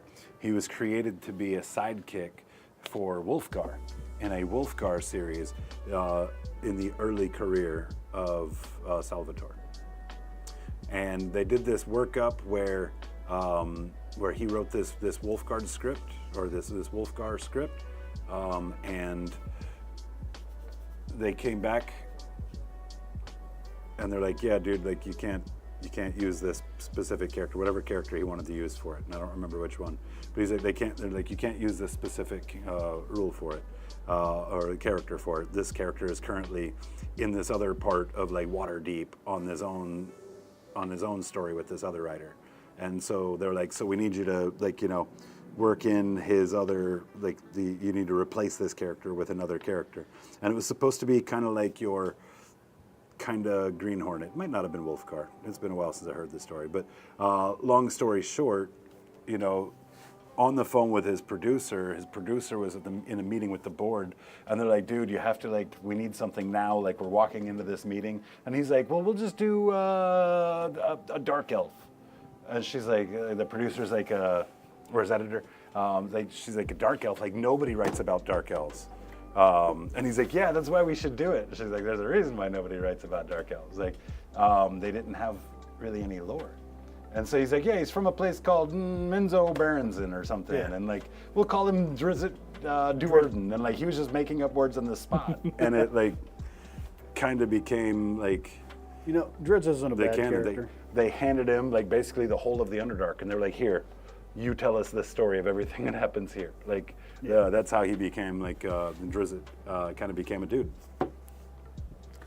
No, I was actually French dwarves. Some of my favorite characters out of that. I enjoyed Artemis. Oh yeah. So he had his and Jarlaxle. Him and Jarlaxle. They ended up getting a. What is it? Where they hook up with the dragons? Yeah, buddy. Yeah. This what was it? Something of the Lich or whatever, I think. No, it's great. It's a great series. Yeah, where they had like a 3 series books that came like after, it was a spin-off. They're kind of Yeah. anti-heroes Yeah. in a way. Yep. Funny story, not funny story. Apparently, Jarlaxle is a Benray, and he was the first son. Oh yeah. Yeah. I remember like that was kind of like eventually revealed, and the first son of a main noble family is to be sacrificed to Lolth, and he's not dead. But no, those are probably my 2 favorite characters out of the whole series of books. I really loved the blind ranger that he met and learned temperance from. Right. If you guys haven't experienced the Dark Elf books, go check them out. Author name R.A. Salvatore. I read the books when I was like 12 or 13, and to be honest, the books felt a little bit older than I did at that time. And I have since reread through them. All of the books I've read at least twice. Many of the books I've read multiple times. But yeah, no, they're really well done. Exile and Promise of the Witch King. Those are on Dean's shelf right now. Okay. So I think those are some of the books that the Artemis and Jarlaxle series was in. There was a weird character, an interesting character. It was a dwarf dual-wielding like glass steel like flails or whatever that like sang every time he hit stuff.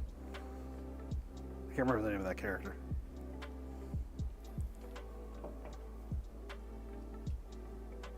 The ongoing will they, won't they of Wolfgar and Canterbury. I believe if you read far enough ahead, it's they won't. They totally do. Oh, And then they don't, and then they do, and then they don't. Like Yeah. they got themselves a real like Meg Ryan, Tom Hanks sort of thing going on here. that's fair. I know Dritz always had problems with relationships because he was always afraid he was going to outlive everyone. I have Exile and Promise of the Witch King. Yeah, dude, yeah. So, I mean, they'll make you feel something. I will tell you that. I'm coming back in at this brown underneath the Nazdrag to just kind of push that shadow a little bit more. I want to see the top of the bag stand up a little bit more. I'm just going to kind of use this as a glaze to darken some of those shadows in. You using Nazdrag for that? No, this is that snakebite leather. Snakebite? Okay. Have you tried using Gorgon to fur on anything? Uh-huh. Yeah, it's got a little bit more red to it. Yeah, I like that one. I've been using that a lot. Okay, so I think we're at a point now where I can actually start pumping a little bit of layering in.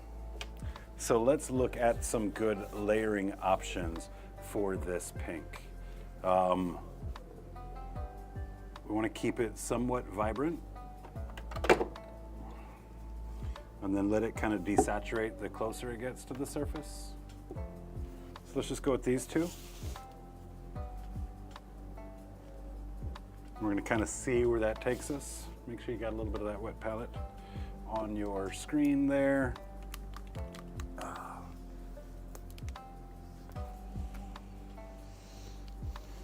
And that one came out pretty excitedly, for sure.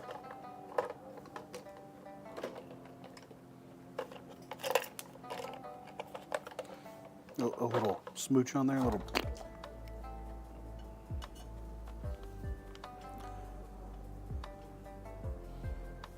Oh, look at you using a small brush. Yep, because we gotta start working with some of this layering now. So I'm first gonna make sure the brush is nice and hydrated. Take my first color, and then just kind of hit the tops of all these muscle groups. Let's get that on the screen here. So let's go ahead and this color is not that far from the other color that we're using.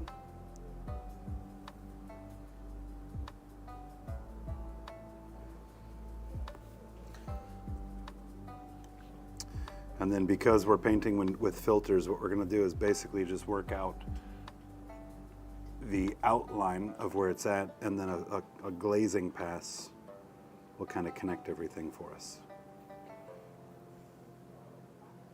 By and large, we're doing a lot of little lines, Is that catching on the monitor? Yeah, a little bit. I mean, it's fine. You'd probably have to either zoom in or hold it up higher. Can we I zoom can in see any it a little further? bit. I don't think we can. I think we've zoomed in already. And you just have to hold it closer. I think it. Tell me how it looks at home, guys. I was actually surprised at the difference from how it looks live on YouTube versus how it looks on that monitor there.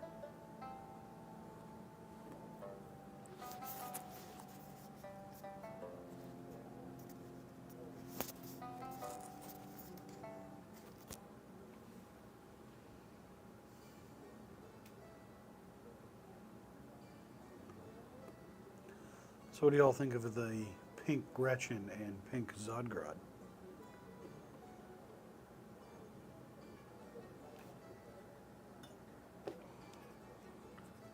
I think it's a bold move. Yeah, y'all know I like to do things a little different.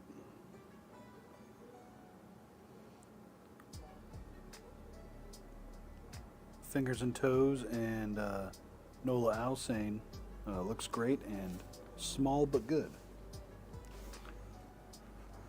And it's still at 50% now. Oh, that poll? Yeah. Oh no, that poll closed up as soon as it went north of 50. We talked about that. Whoa. We've just been letting it like sit there and watch. Now it's just people trolling you. Yeah. We both know there's no real correlation, and that's just all made up in your mind. I don't know who's over there in that head with you, but you are the only person in this room that has any sort of beliefs of that nature.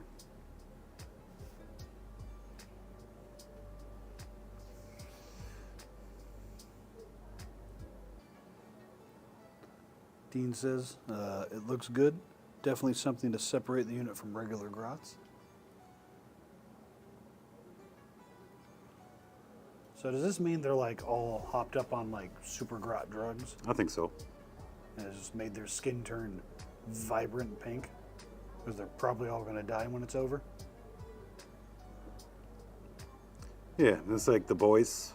Yeah. So it's Temp V, but for grots. Right. It's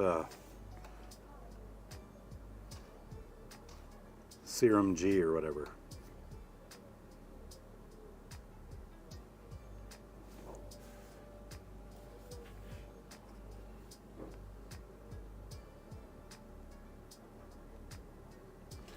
Big thing here, I like this brush a lot for the point, but I've also used this brush a lot, which means that, you know, the body of it isn't holding as much paint as it once did. Now, do keep in mind, this is a Tamiya brush, but that is one of the issues that I have had with a lot of brushes is, you know, how much is it going to hold paint over the course of several steps. If I have to keep coming back into my wet palette and keep refreshing it, it's going to be a whole lot harder to keep a consistent texture on it. Hey, what's going on, Dorian Bashaw? Good to have you here, sir. Always a pleasure.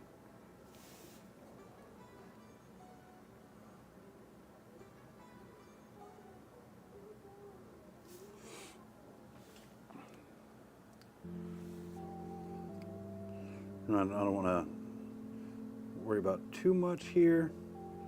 I know a fair amount of this gets covered by the head. But at least we can start to see some muscle groups. All right, now I'm an old man. So we're gonna try these out. Aha! Do you want to show them? Shambang, yeah, give me that face cam. All right. When one glasses just won't do it. Let's try two. You know what the Orc Codex is missing? A unit of squigs. Need some like squig herders, man. Or Yeah, that'd be grots- cool. Or grots riding squigs as another mounted unit. I mean, Age of Sigmar has it. Boingrot Bounders.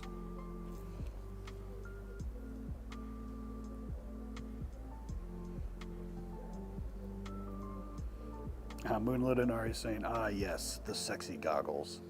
Take it easy, y'all. I'm married. And Nola called them the cheaters. I mean, you get old. You gotta kind of go with it. This is actually my first time having them on my head and trying to paint with them, and it's nice. I can see things better, but you know, the feeling comfortable knowing where my hands are is not an offering that it makes for us. Like, I'm like having to move very slowly because my hand feels like it's much closer to my face than it is. I still see pretty good close up. I just can't see far. I believe we call that nearsighted. So I take my glasses off when I paint. Usually put them on the top of my head. Look like an old man.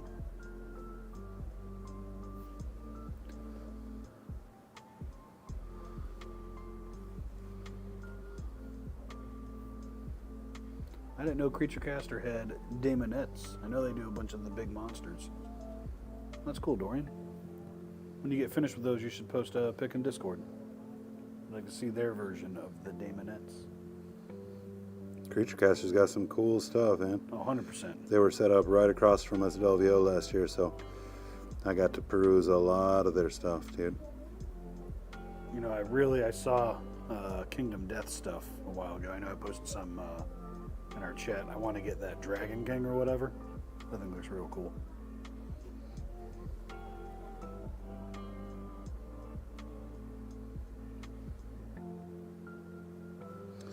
Yep. No, these would have been way more helpful on that Titus model. When I went to paint his face, I realized I can't see anything. Oh, is Titus in here somewhere? Mm-hmm. I haven't seen him yet. Yeah, he's over here on this shelf to my left, I think. If he's not there, then he I see might be him. on the cart. I see him now. All right, let's critique Titus here.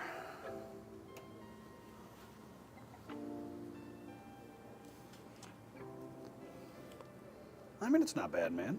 It's okay. It's just not as much fun to paint a Space Marine, dude. You know, frankly, I have determined I do like painting monsters and vehicles far more than little miniature dudes. But I don't have it in me to be a Knights player. So this is the cross I bear, is having to paint little infantry boys. But that's also why, like, a lot of my rank and file, like we talked about, are a very simple thing. We don't go too deep with them.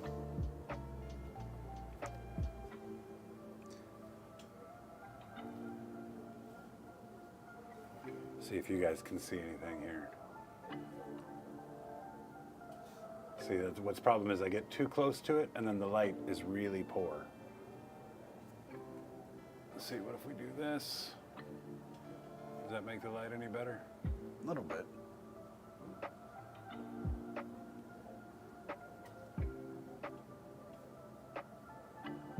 Moonlit Inari is saying they prefer painting characters. It doesn't matter what army or faction. I agree. I like painting characters.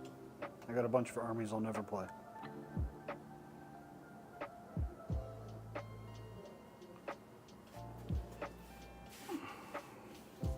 Okay, a little dimensionality there. We're gonna grab some of this carnation pink here. That's basically what it is. Well, wait, before we get ahead of ourselves, let's do the rest of his flesh with the other color we're working on. We got toes we gotta get.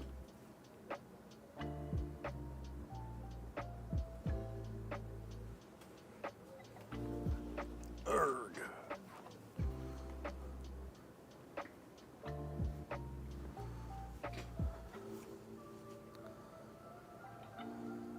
I'm gonna step out for a minute, Jacob. I'll be Yeah, right buddy. back.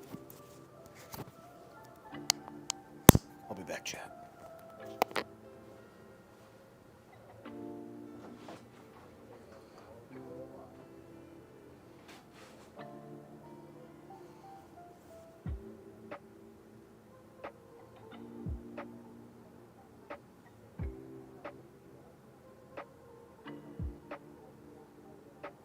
right, he's gone. I can say nice things about him.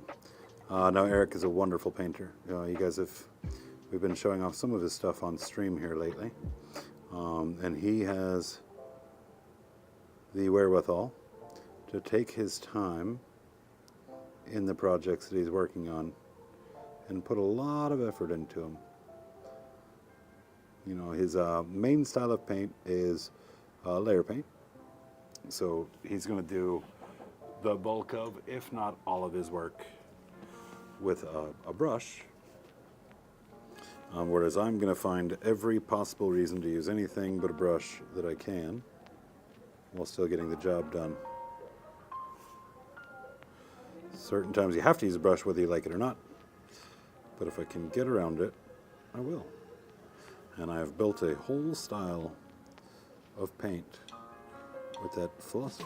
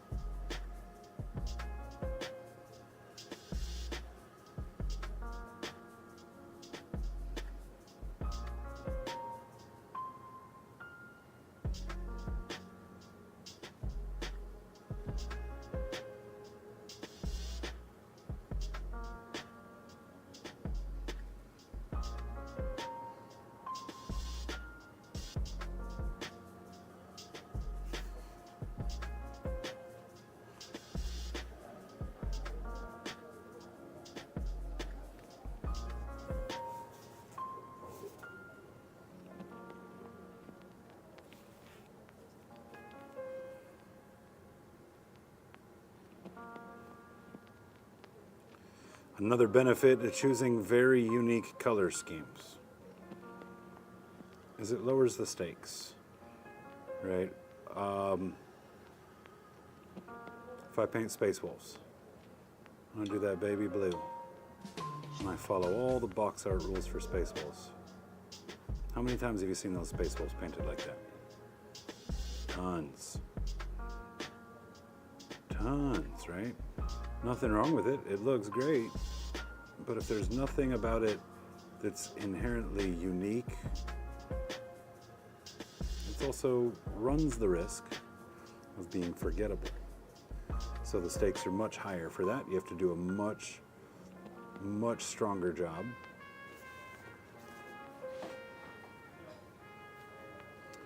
Or they're just not going to be remembered in the same way once your audience is no longer in front of it.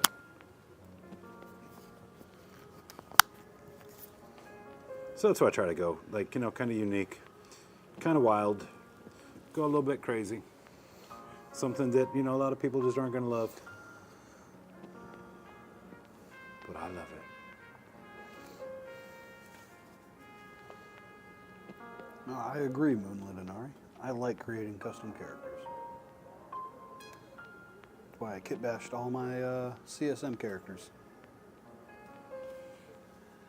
They may or may not have names that I'll never tell people.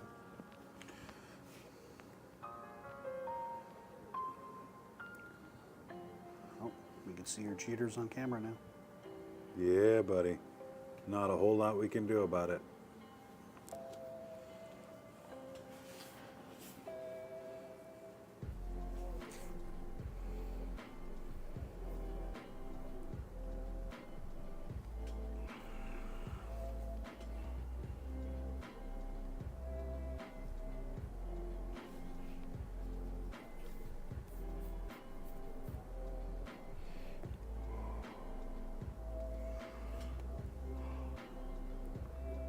Right, and the next round of highlights on here with that lighter pink is going to really hopefully make these stand out pretty well. Just going to clean up some of those little lines here. Our glaze should fix a lot of it.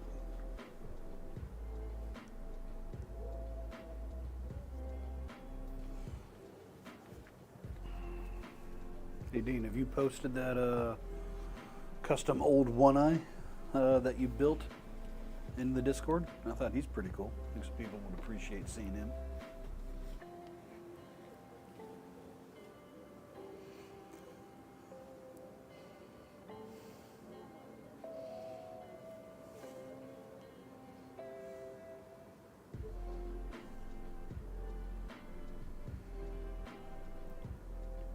Not sure how I feel about the Angron sculpt. I've painted him once. About which one? The sculpt for Angron. Dean was talking about all of his kit bashed World Eater models, and I remember those. But he's obviously not kit bashing Angron because he says he likes the sculpt. I'm a little torn on it. I don't know, it kind of looks like a hunchback bloodthirster to me. I dig him. To be fair, though, Cryface painted up a beautiful Angron. It makes it hard not to like that model. Who was that for? Was that for Cody? Mm-hmm. Okay.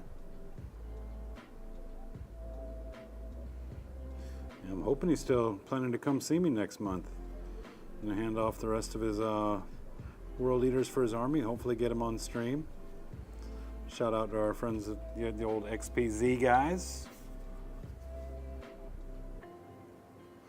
Other exemplars of the community. They joined the club the year after we did.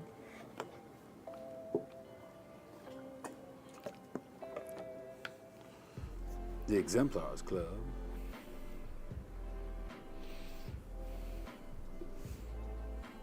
I wish that club gave us cheaper car insurance.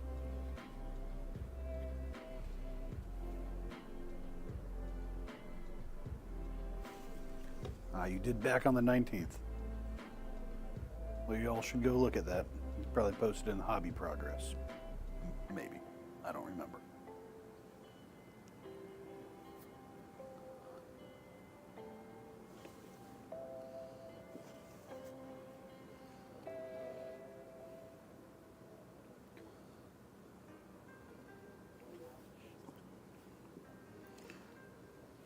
You know whose kit bash work I'm a big fan of is Pete the Wargamer. Who's that? Pete the Wargamer. He's another YouTuber. I know the name, I just don't know his work. He does a lot of kit bashing, and then he paints it up. Some of it's, lore inspired. Some of it's, kind of fan inspired. He's not the dude that does the dead animal bits. no, like the Seraphon and Tau and stuff. I think he did something like that once. No, there's a certain dude that that's what he does. Like that, and he's got this style of paint that's on all of them. No. He's done like a, alien auxiliary for the Tau, and he made it out of like a Seraphon. But no, Try and if you can, let me know if I've got a bunch of stuff either off frame or out of focus. will do. I've been watching it from this point of view. It looks like it's all been fairly in focus.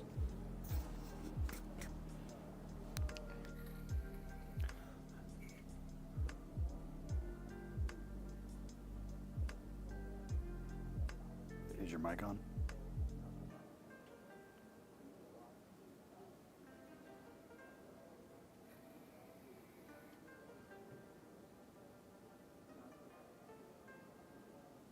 I keep burping up Jennifer's. Trying to save the audience at home from that.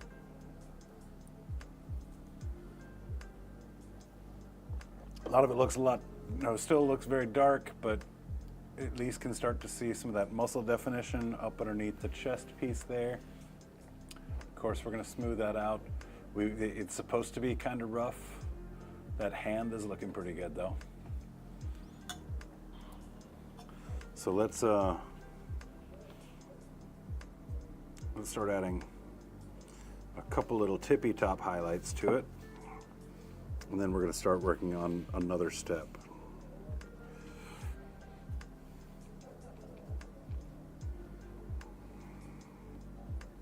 We're just going to test right here on the glove, make sure we're getting good flow off the brush. These are going to benefit from being very, very small.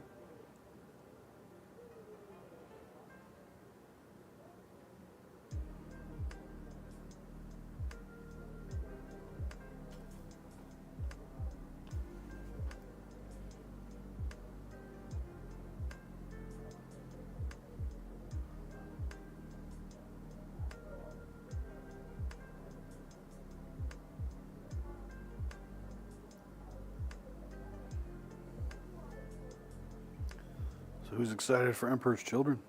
They said it's coming in 2025. You know what? I'm excited for Emperor's Children. I'm excited to see a plastic Demon Primarch Fulgrim. The other one's cool, but it's resin, and I'm kind of over resin at this point in my life. I can paint it, I can build it, I can work with it, I can clean it. I'm just realizing now, like, when I do those things, at least the cleaning part, I should probably be wearing a respirator.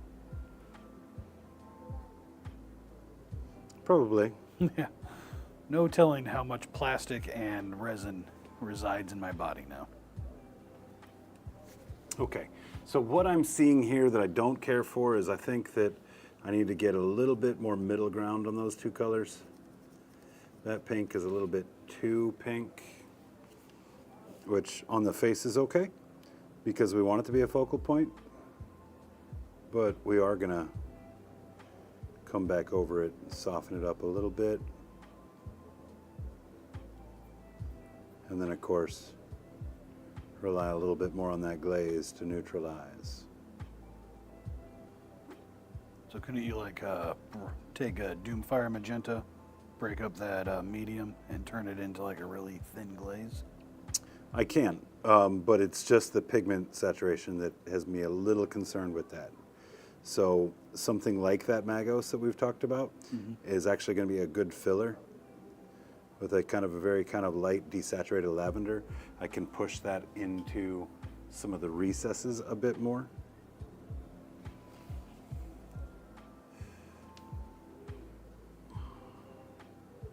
So I've been watching a show because another thing that Hobby Pants is me talking about whatever show I'm watching for the week.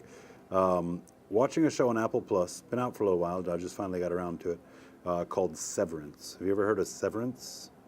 I didn't know people actually had Apple Plus. Dude, they're a pretty good production studio. They put out some pretty good content, man.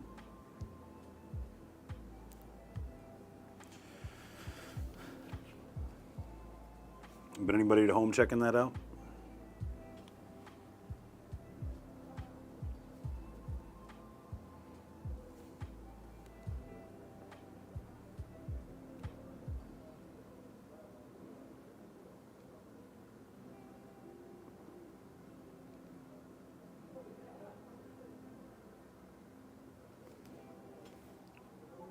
I think they're all just a shock that you have an Apple Plus account. Yeah. Dude, y'all are missing out, dude. Finch, great movie. Slow Horses, really good show. Ted Lasso, incredible. I mean, they got a lineup, dude.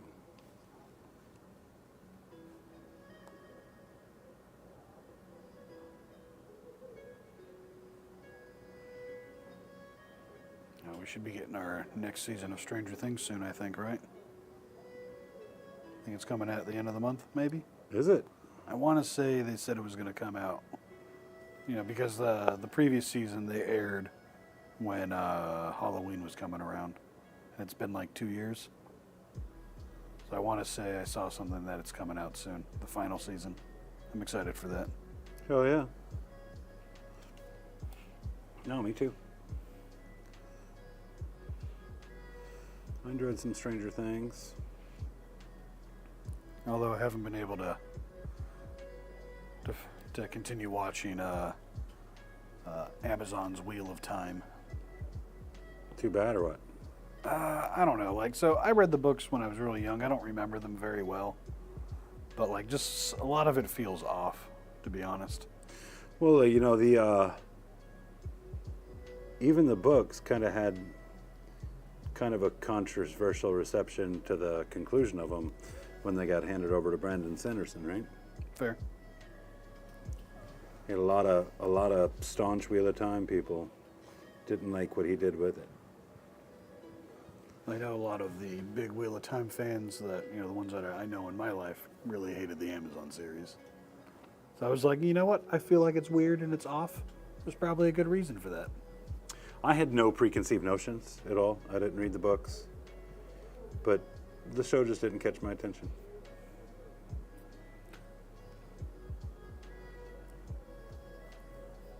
You know what show I had a lot of preconceived notions of was Rings of Power. And that is a dumpster fire for me. Yeah, I didn't go back for the second season. I didn't even finish the first season. I did, because I tend to be, if I'm going to watch something, I'm going to like at least get enough of it to fairly judge it. There's been a lot of shows that take a long time to develop, and then like once it finally pays off, it was worth the wait. And then you also have shows like Lost that you're like, look, I gotta watch it because I've watched it all the way until now, but oh, I'm over it. I never watched Lost. Had real potential, man. It could have been something very, very special. I mean, I guess it was special for a couple seasons at least. Yeah, and then the writer's strike happened, and then they just never got back on their feet. Man, that writer's strike killed a lot of stuff. You remember, what was that series, Heroes? Yeah. That died because of the writer's strike? Another one that had a lot of potential.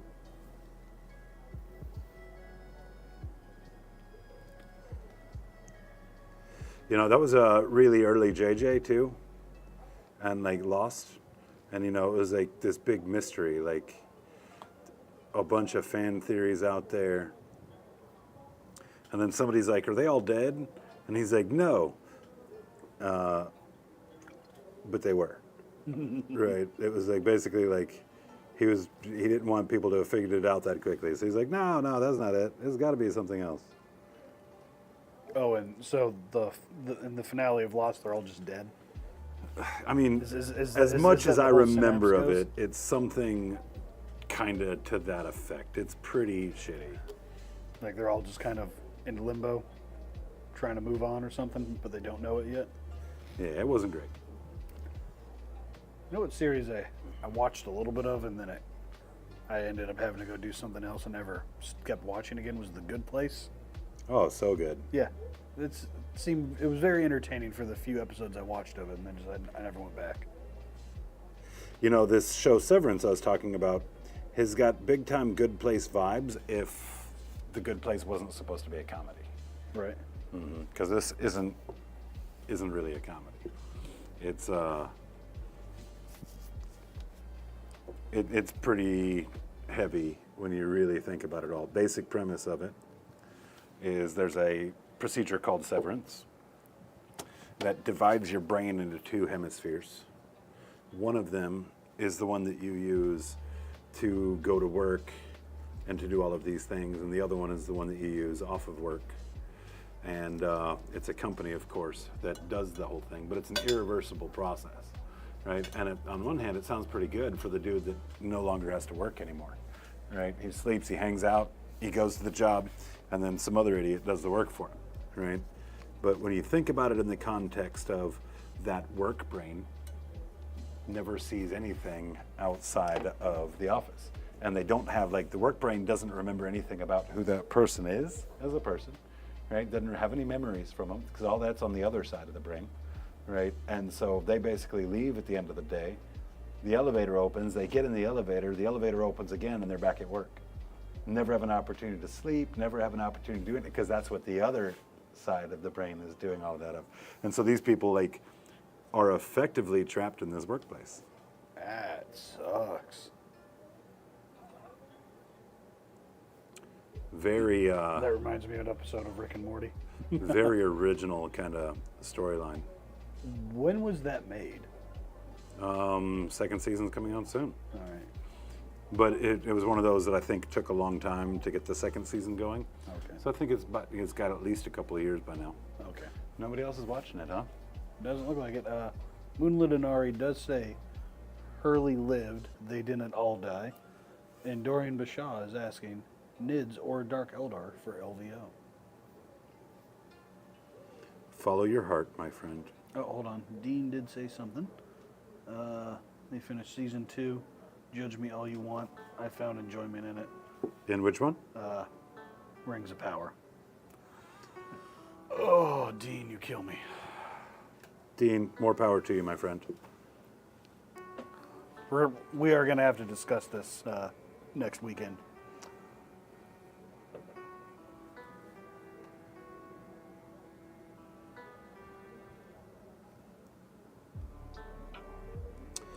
Moonlit, I imagine you're driving down here, or are you flying?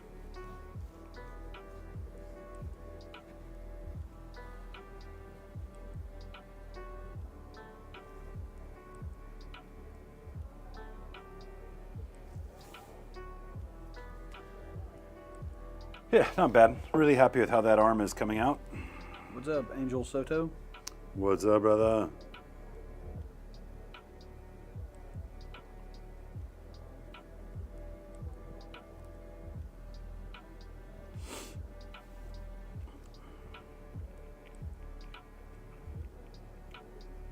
Okay. I have the flesh good enough for government work. So, I'm going to go ahead and move on to another part of it after I just drop these last couple highlights here. Moonlight's going to be driving, sir. Well, you are going to likely have your GPS take you 95 through Jacksonville. So maybe we can work it out to where on your way to or from, maybe you can stop by and see the studio. Apparently it's going to be a big group of 6. They're coming down. Oh, hell yeah. Well, that doesn't keep us from being able to show them the studio. I mean, it means we can't really show you exclusively, right? Make your friends wait in the car. That'd be mean.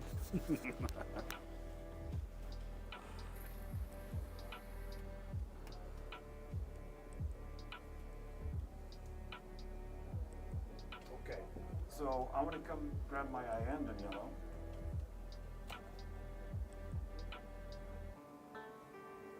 And let's go ahead and drop some color on this guy here.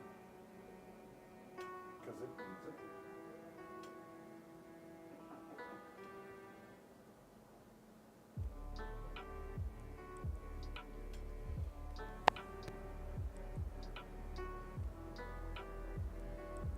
Man, I'm just going to close this poll. I kept hoping.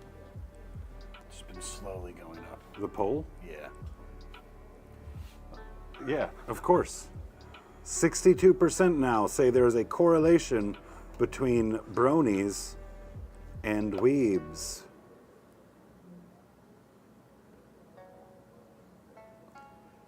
It's basically like, do I want to go to a strip club or a burlesque show?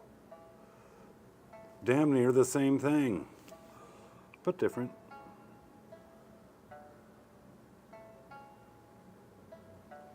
Oof, that's a long drive, Moonlit. 10 to 11 hours. That's nothing. I mean, yeah, I know. We've done that's worse. nothing. Still. Like, man, the Texas drive is a slog, though. It is a rough one. It's like 16, almost 17, probably closer to 17 after stops. Yeah. Closer to 18 after U-turns. I wouldn't know.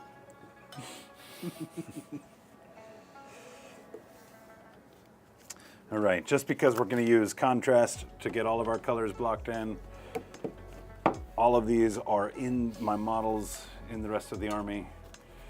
There's not a lot of green in this guy.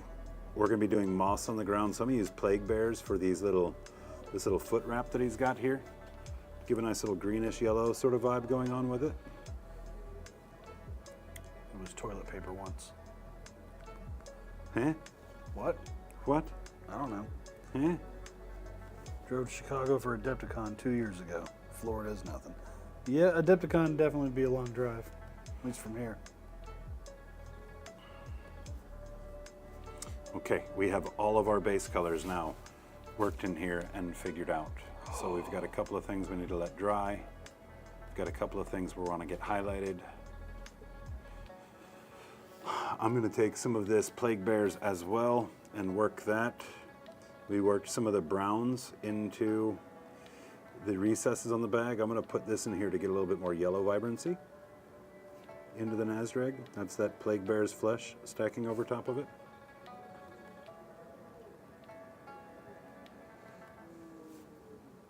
That should help that stand out a little bit more. And then some highlight colors should do the rest.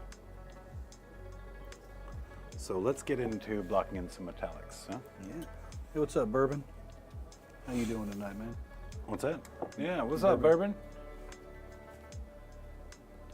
I got to get this guy done so I can get the rest of those Gretchen painted during the game tomorrow night. Make sure they're ready to go for that Stampa game on Monday. Yeah, man, so I had to give in to Devin, let him play it because we agreed that I was instead going to play 2 Stampas. Plus, he's not running around talking about, am I the war boss now?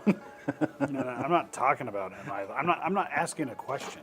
I'm stating the fact. I am You the did war boss ask the question now. in the studio the other night. So does that mean I'm the war boss now?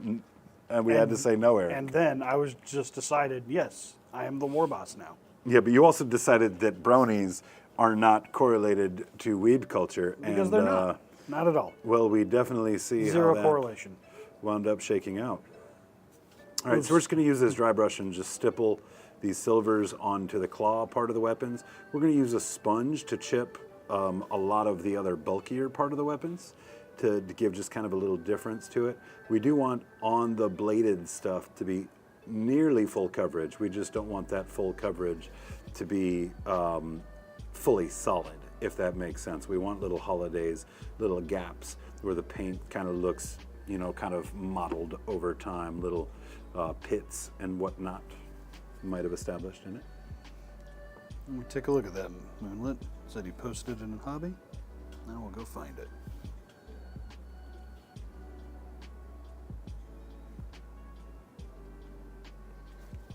This is where we're going to start coming out of the ugly phase, which is always a very good time.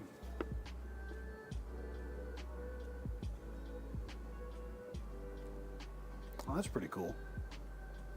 Thanks, man. Yeah, I've been working hard on it. Oh, no, I'm not talking about you. Moonlit Inari's cloak on his Terminator captain. I think I've seen it. Yeah. Is it a fresh post?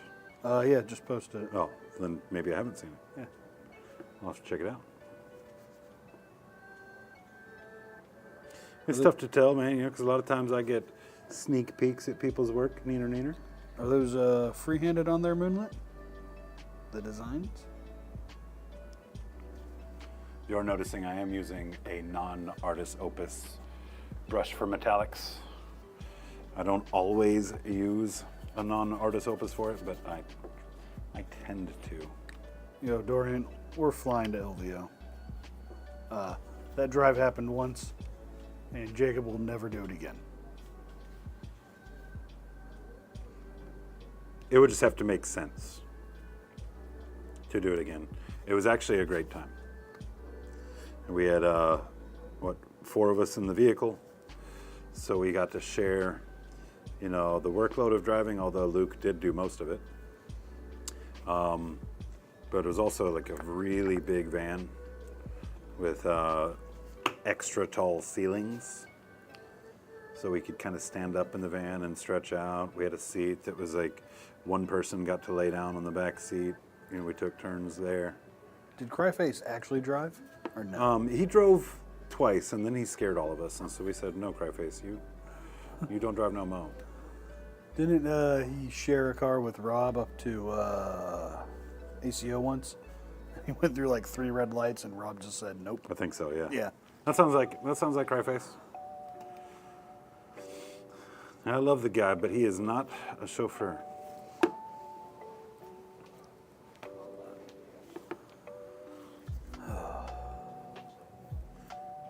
See, all these couple little steps right here are really starting to like work its way and really start to do its thing. Very little effort. But yeah, your stuff's looking pretty good too, man. From what I can see over here. No, Well, I tell you what, I do, after I finish this pass here, I am gonna stand up, stretch it out, because it's always gonna keep the blood flowing during these hobby projects. And I want you to have a look at it, man. Tell me what you think. I will say, On a scale of 1 to trash can. go easy on me, simply because a lot of the layer painting is far more your wheelhouse than mine. But, you know, always trying to do something a little bit different.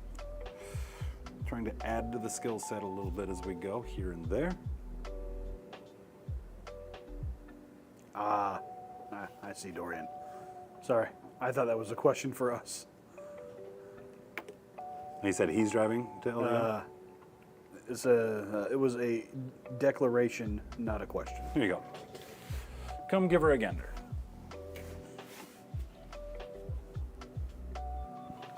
Get out of the chair. And feel free to like look at it, you know, in that position under the camera so they can see what you're talking about.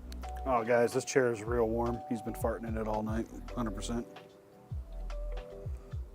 We've got the beef.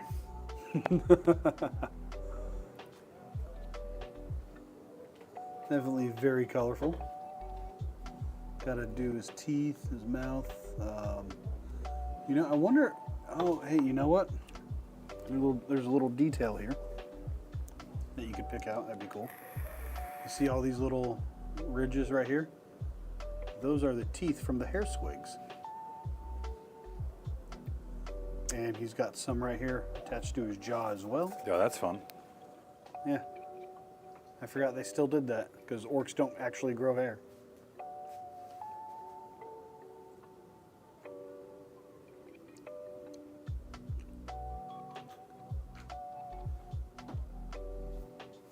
But yeah, so Chad, if you see this, there are these little ridges right here on where the hair meets the face. Those are the teeth of a hair squig. But no, it's definitely looking pretty good. Can't wait to see all the little bits of detail popped out. You know, I always find myself having to, you know, paint all these little stitches and these rivets and make sure we put rust in them. Oh my God, is that a... He has brushes face down in the paint water. This man is an animal. But yeah, looking good. So what do you guys think of it so far? On a scale of 1 to trash can, how good is this orc? And I just put my thumb in all the silver paint.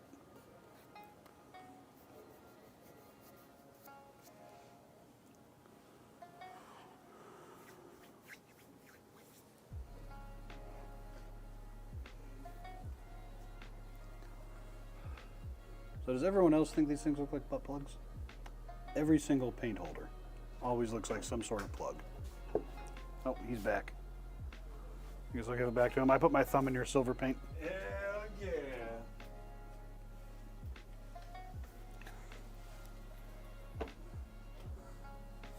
Yeah, man, it's awful convenient. Counterspell has all of these contrast paint in hand right here. I can just be like, hey, I need this color. I'll go grab it. Shout out to the guys here holding it down for us, man. Giving us a really good game shop to call home here in Jacksonville. Pretty fortunate for that. Okay, so a couple of things. We want to just continue blocking these colors in. Let's get some copper on. Yeah. I do see we are at 10:30. 11 o'clock, I will likely lose the producer. I'm going to go a little bit past 11 tonight because we're going to go ahead and get this thing done enough for the game. That way I can be full focused on Gretchen. It's my model, which means it'll never be fully finished. You know, that's just the way that things tend to go, right? There's always something else you can do, so we're just going to show some restraint tonight, get it to that tabletop plus that we wanted at for the table, and then, you know, have it here in the studio that I can always tinker with it whenever I want to.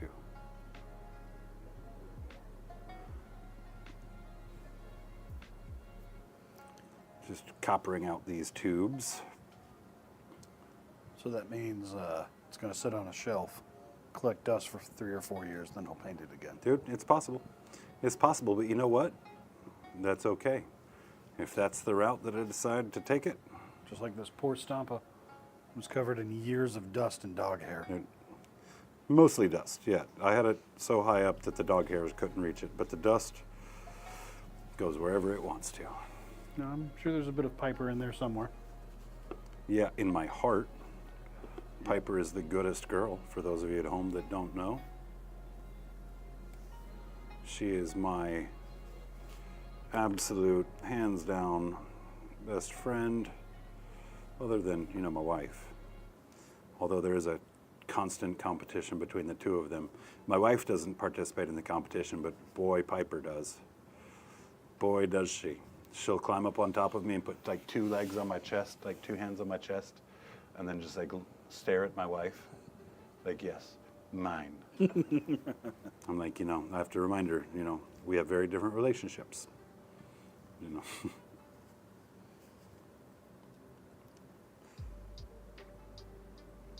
Now we could add extra interest to it by like you know, grabbing all of these different cables and doing all the different cables, different colors, and, you know, that obviously is going to make things interesting, putting options out there. But again, we're not saying that we can't perform those options in the future. We can always come back with a paintbrush and a color of paint that we determine and shift these copper cables into something else. But I think that you guys can agree with me that just having that copper there, differentiating it from the steel, is going to do a lot of good for us. All right, anything else off the cuff here that needs to go copper? I don't think so at the moment. So I think we can let that chill. Are those cables coiled or are they just solid? Uh-huh. That didn't No, answer there's nothing braided over here. They're all solid cables. it. I don't know they'd be copper then. Huh? I don't know if they'd be copper then. But they are copper, look. Well, you just made them copper, but that Right, tells but that's me- how painting works. that- That is how painting works exactly. It is what I say it is. But I don't know if it would be flexible at this point You think orcs are very flexible? when needed. I mean, it bends because they believe it'll bend, sir. That's not a cannon anymore. I'll show you a cannon. Okay, getting a little bit of the silver on the tray, grabbing our sponge and our tweezers, and we're just going to go ahead and start hitting that stuff that we didn't do the full silver on. Maybe that was painted, and that paint is now chipping away. Maybe there's an excessive amount of grime that is getting knocked away as it interacts with objects. We're going to do the same thing on this top here. Now the blue, I notice, is probably pretty hard to see very well on the screen. That is because the blue does have a bit of a shine to it. We're going to have to knock that down when we do our matte coat here in a few moments. That'll help that a lot, where you'll actually be able to see the color values. That being said, all of these colors, if they're metallic, they do take a fair amount of chipping anyway. I like to think that this is probably copper, or this is probably metallic as well. The snake here, because that sponge is just too small, we're just going to take, with our brush, just create little bits of chipping. Maybe a little tiny edge highlighting around it where it might get scuffed as well.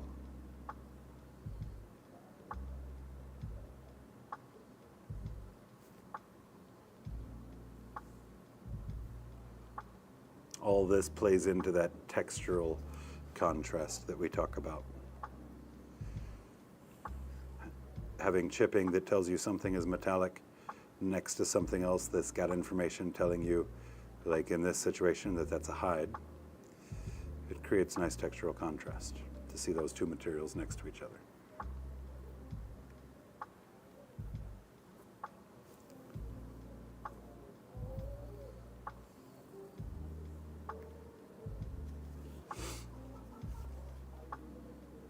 Ever so slightly.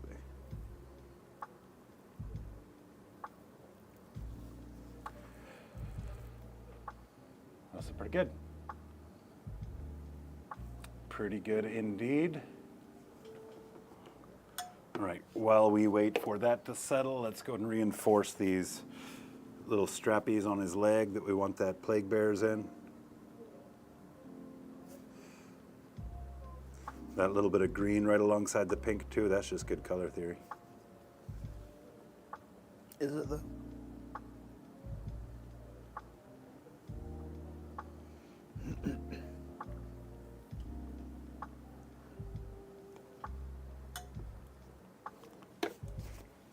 Let's take this pink that was far too bright before.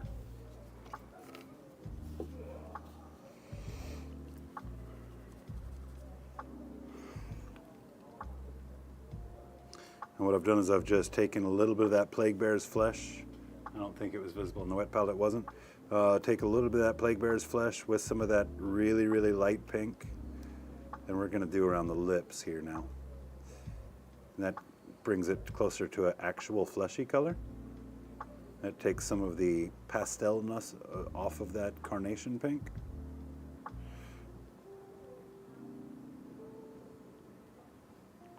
Moonlit's saying he's got to paint 7 camo cloaks, and he's going to lose his mind. Who's that? Moonlit? Moonlit, yeah.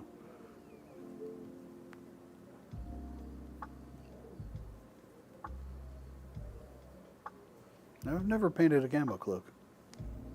I've tried once, and I failed miserably, so I just never did it again. Back in my Necromunda days, I painted up a Goliath army that was all clown face paint and camel pants. So, they're ICP fans? Nope, that was before I understood ICP. I wouldn't do it again.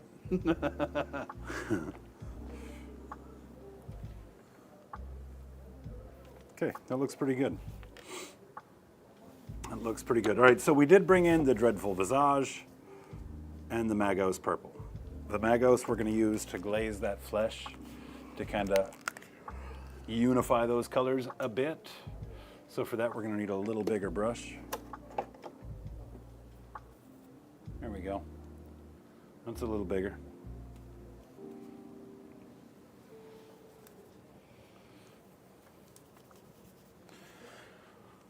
A little dip in the tip, nice saturated brush, water it down a fairly good amount.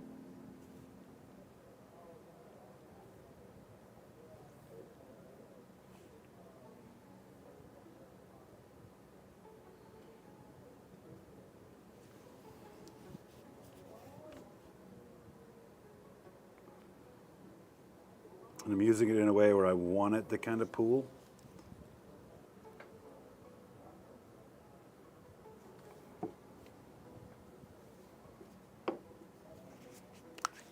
Well, those are good, Moonlit. Yeah, I tried doing something like that, and I'm not entirely sure.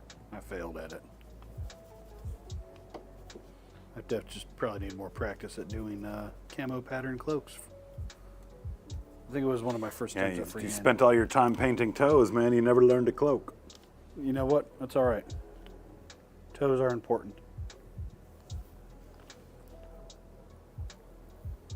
Yeah, that looks like that'll take a long time. I suggest several cans of Red Bull and 0 sleep. Yeah, you know you're sharing all my tricks.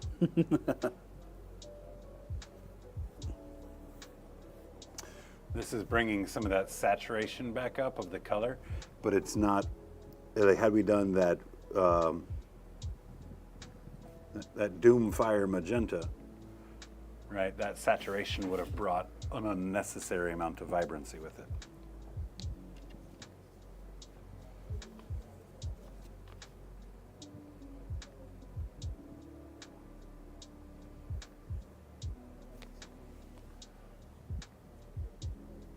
When that dries down, I think you're going to see that actually does a pretty good job. Job?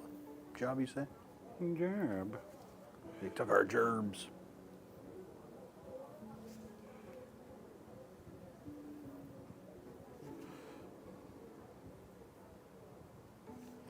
Yeah, I don't envy you, sir. Well, I do work the next 4 days. They're not 10-hour days. Except tomorrow. I'm sure tomorrow's going to be like a 12-hour day. Yeah, aren't you? You're TOing tomorrow. Are you on the stream with us tomorrow night? Absolutely not. I am not. Not ever doing that again. I am huh? not running. No, that's why I was like, nope, can't do it on the 6 guys. Pass.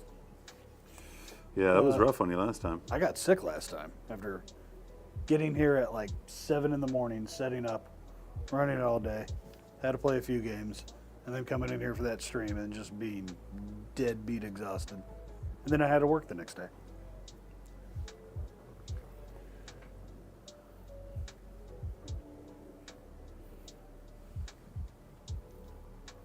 He's got a posture like like a Death Guard model. Like the dude that's got like the horn or whatever for the Death Guard that's hunched over. A little like, God, I have to think of what his name is. The horn? Is it the Sloppity Bile Piper? You mean the Nurgle model? Is it a Nurgle model? Yeah. Yeah. I see it in Death Guard, in the Death Guard army when Julian plays it with him. I don't know. Is Julian's Death Guard stuff over here? I'm gonna go take a look. Let's go investigate. Okay, so we have to let that glaze dry for just a few minutes. Let's talk about what we've still got left to do here, at least to be happy with it tonight. We do need to come back through here. We need to start rusting out all of these metallics. That's a pretty quick process that's pretty rewarding at the same time, always feels good. We're gonna need to matte coat everything down, unify the finish on it. I've got several different finishes on here, varying from a heavy satin down to a fair matte. So we need to get all those unified. And then we need to figure out the hair on Homeboy here. His head looks dry enough. Let's try this dreadful visage. I think it's gonna be pretty good. 50-50. My bet. Yeah, I have no idea what model you're talking about. It's I'll have to find it. He's got like a staff, and it's got like a horn on it that's got like a tongue sticking out of it. I think you're just imagining things. Here, I bet chat's gonna come up with the name of it.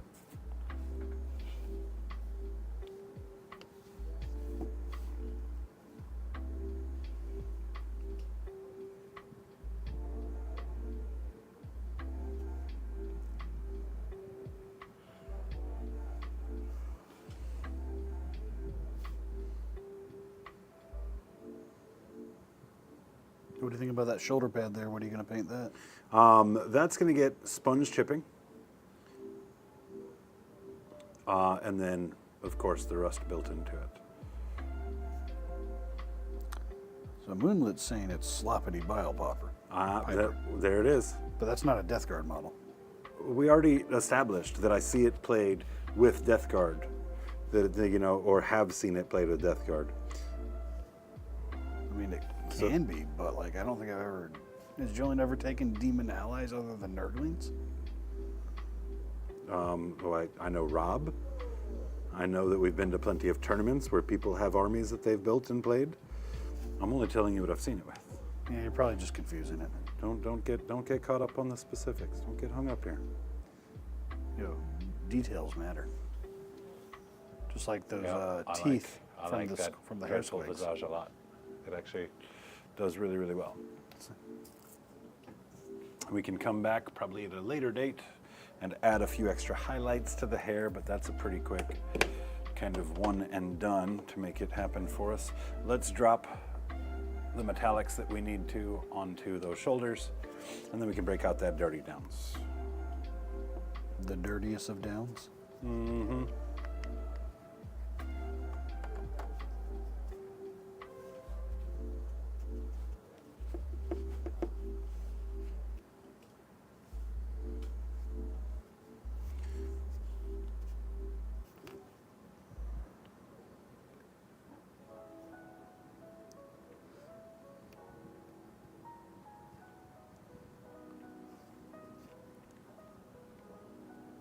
Cool.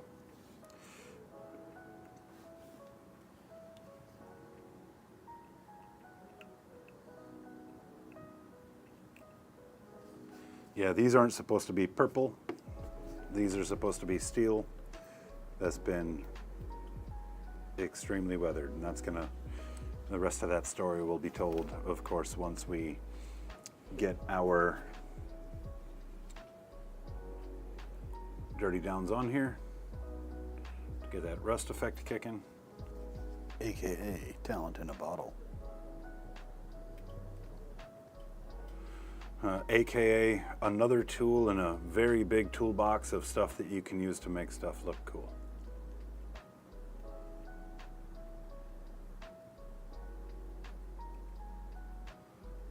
People like to hate on tools, man. Nah, I They're like, like oh, you use an airbrush, you're a cheater. Like, that talent in a bottle thing kind of makes me, I wouldn't say crazy because I don't care about it that much. Oh, okay. But I didn't know it upset you. I'm sorry. it's okay. It's okay. I'm working through past traumas. So-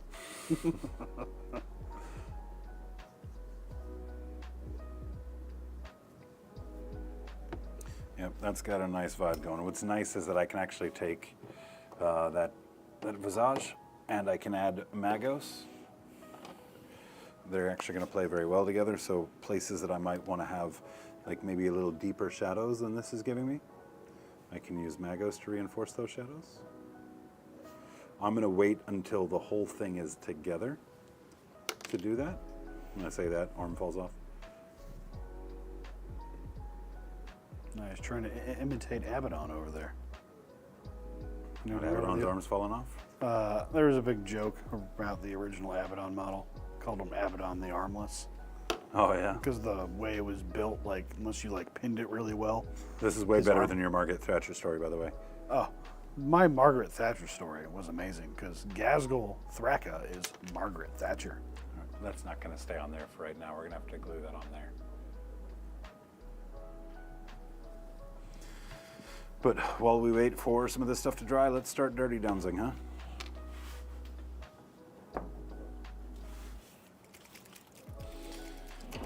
Back to, like, you can use this every day, and every day you have to defeat the sludge in the bottom of it. Like, every day it settles so fast.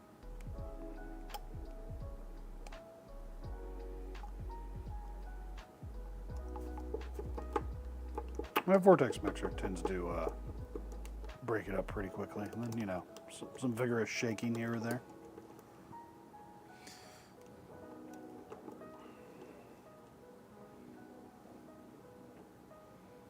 I'm surprised you haven't brought a mixer in here yet. Yeah, I've got some plans for like making the desk a bit more efficient, I guess is the best way to put it. Right. I'm used to having that whole, you know, my whole house is basically an art studio. I'm used to like having way too much room for activities. And then like, you know, now, well, I just don't have as much room for activities. So dirty downs, how is that looking? Looking pretty well mixed.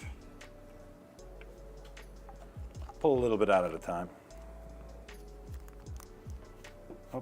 Oh, looks like we did not put any chipping on his little pistola. Oh no.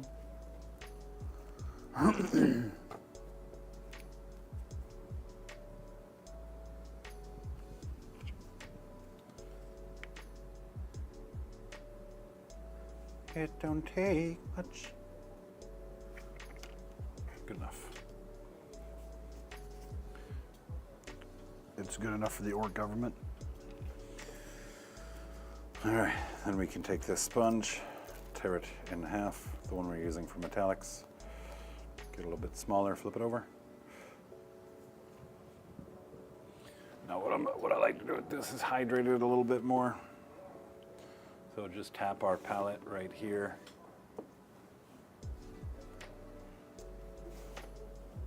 With some water, moisten that a little bit, and then right into the cup. Get it fairly saturated. Right, and then let it do its thing.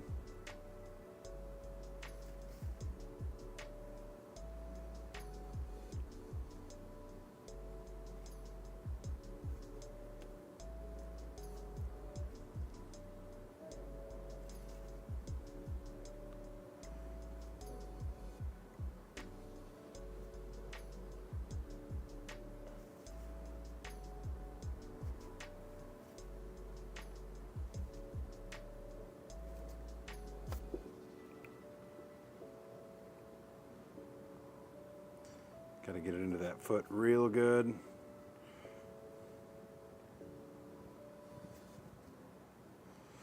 And of course, all the basing stuff we're going to be able to do, you know, once everything is done here where we want it to be.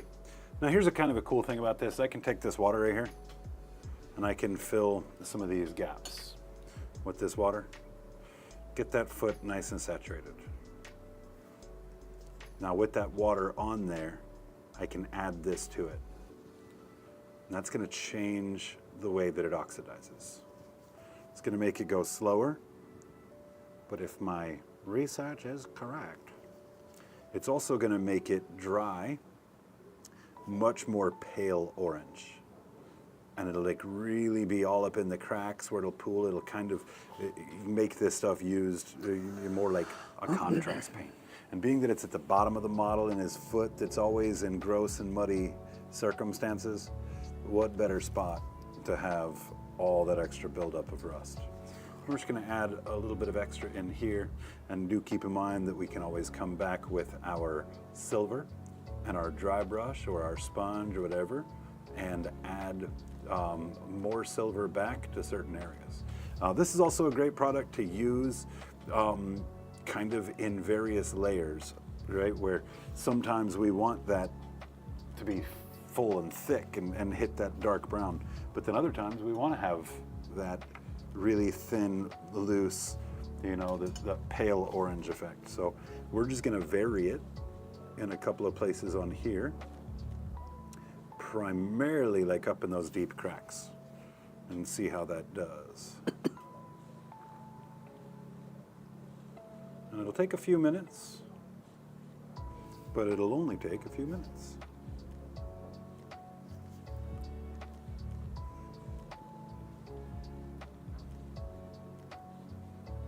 You can already see a fair amount of it taking shape.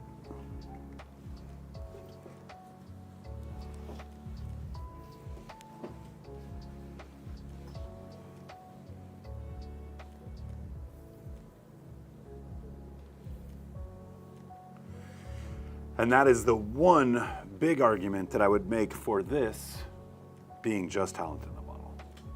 And not because I take it personally, by any means, right? But the reality is, like, you can, as you mentioned, Rob experienced, you can use it wrong. Oh, 100%. It can be used in so many different ways that you can accidentally use it right, too, right? Where you expect one thing out of it and it does something way different, and the thing that it does looks way cooler, and well, if you didn't pay attention, you have no idea how to recreate it. That was me the first couple times I put it in the, opened the bottle.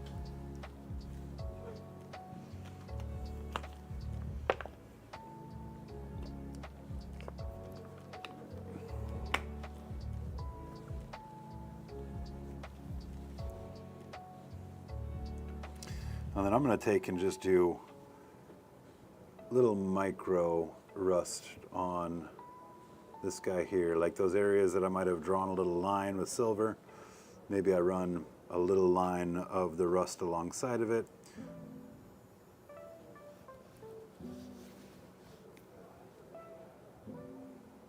These big chunks, I'll leave a silver rim around the edge of it.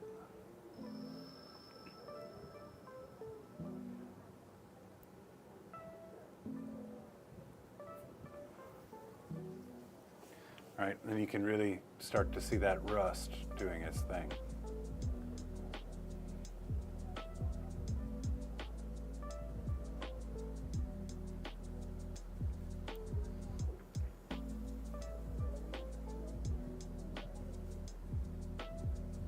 It's important to keep track of the things that you can do that don't take an immense amount of effort. There's times and places for showpiece, or, you know, centerpiece, sort of showcase, sort of paint jobs. Don't get yourself caught up in the loop thinking that every one of them has to be a contender for your next, you know, big showcase piece.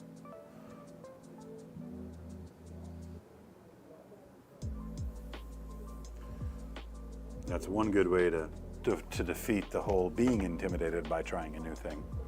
If it's okay to fail, you can try whatever you want to try. No risk.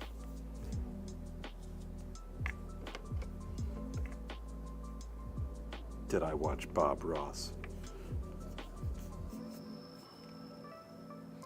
Of course I watched Bob Ross. Sometimes I sit here thinking, like, you know, I'd say something, I'd be like, that felt like a very Bob Ross thing to say.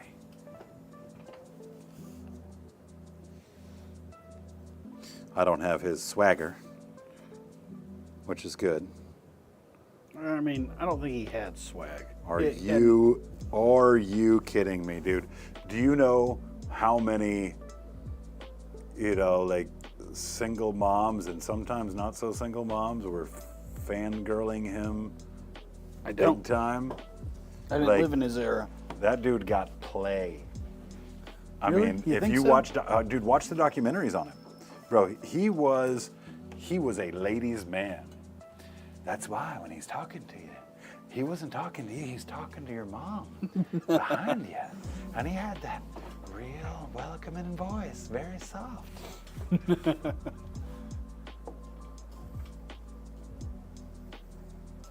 Okay, cool. So let's just take a little bit more of that silver. Let's add a little bit of layer back to a lot of where that rusting is happening to really kind of seal the deal.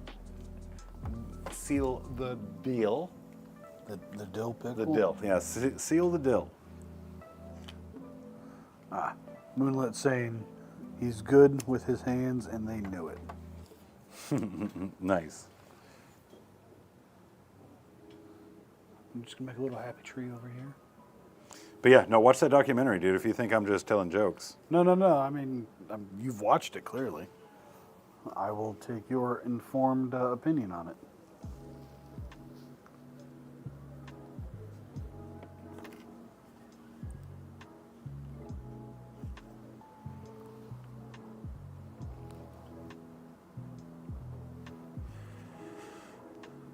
It's all about layers.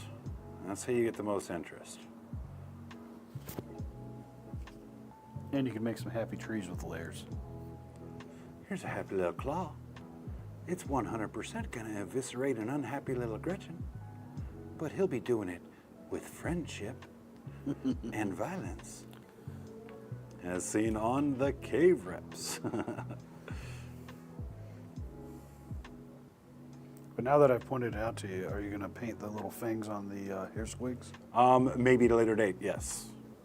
But that means would be never, one of Chad. those things that does take it outside of the realm of just Battle Ready Plus.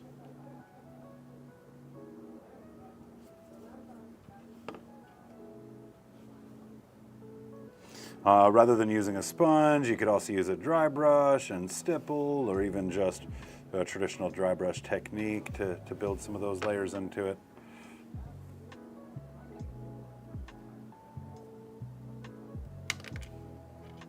Come on.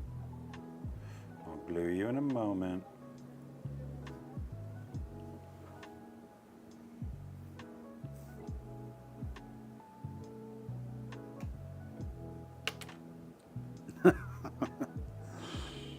You were all so lucky that didn't fall into that cup of dirty downs. It's okay, he's left-handed. Well, that basically wraps up what I wanted to get done on here tonight. I'm going to go ahead and, work on his base at a later date. It looks fine to be able to put on the table for sure. If I didn't have a bunch of Gretchen to paint, I'd be finishing him up and taking him to a higher level tomorrow night. But when we talk about what our goals are, right?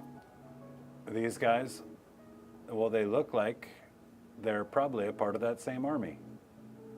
Just one's high on, Agent G or whatever. Our dudes' heads are falling off. Speaking of which, our dudes' heads are falling on. Guys, thank you again for joining us for another Hobby Pants. I was super excited, super happy to have Eric in the studio tonight. Big thank you to Doomsayer for joining us tonight for this extra stream. Of course, I appreciate all of you guys for tuning in, hanging out, engaging us in chat. Of course, we had a blast. Hope you had a good time too. We are going to be back here tomorrow night to kick off our new week of battle reports. So tomorrow night is, well, tomorrow night's going to be interesting. And then we have got our Stompa battle on Monday night. So definitely hope to see you guys there for that. Big thank you to all of our sponsors, of course, and the biggest of thank yous goes out to the Gob Squad. Thank you guys so much for all the support, helping us grow. Until next time, keep your pants on. Or off.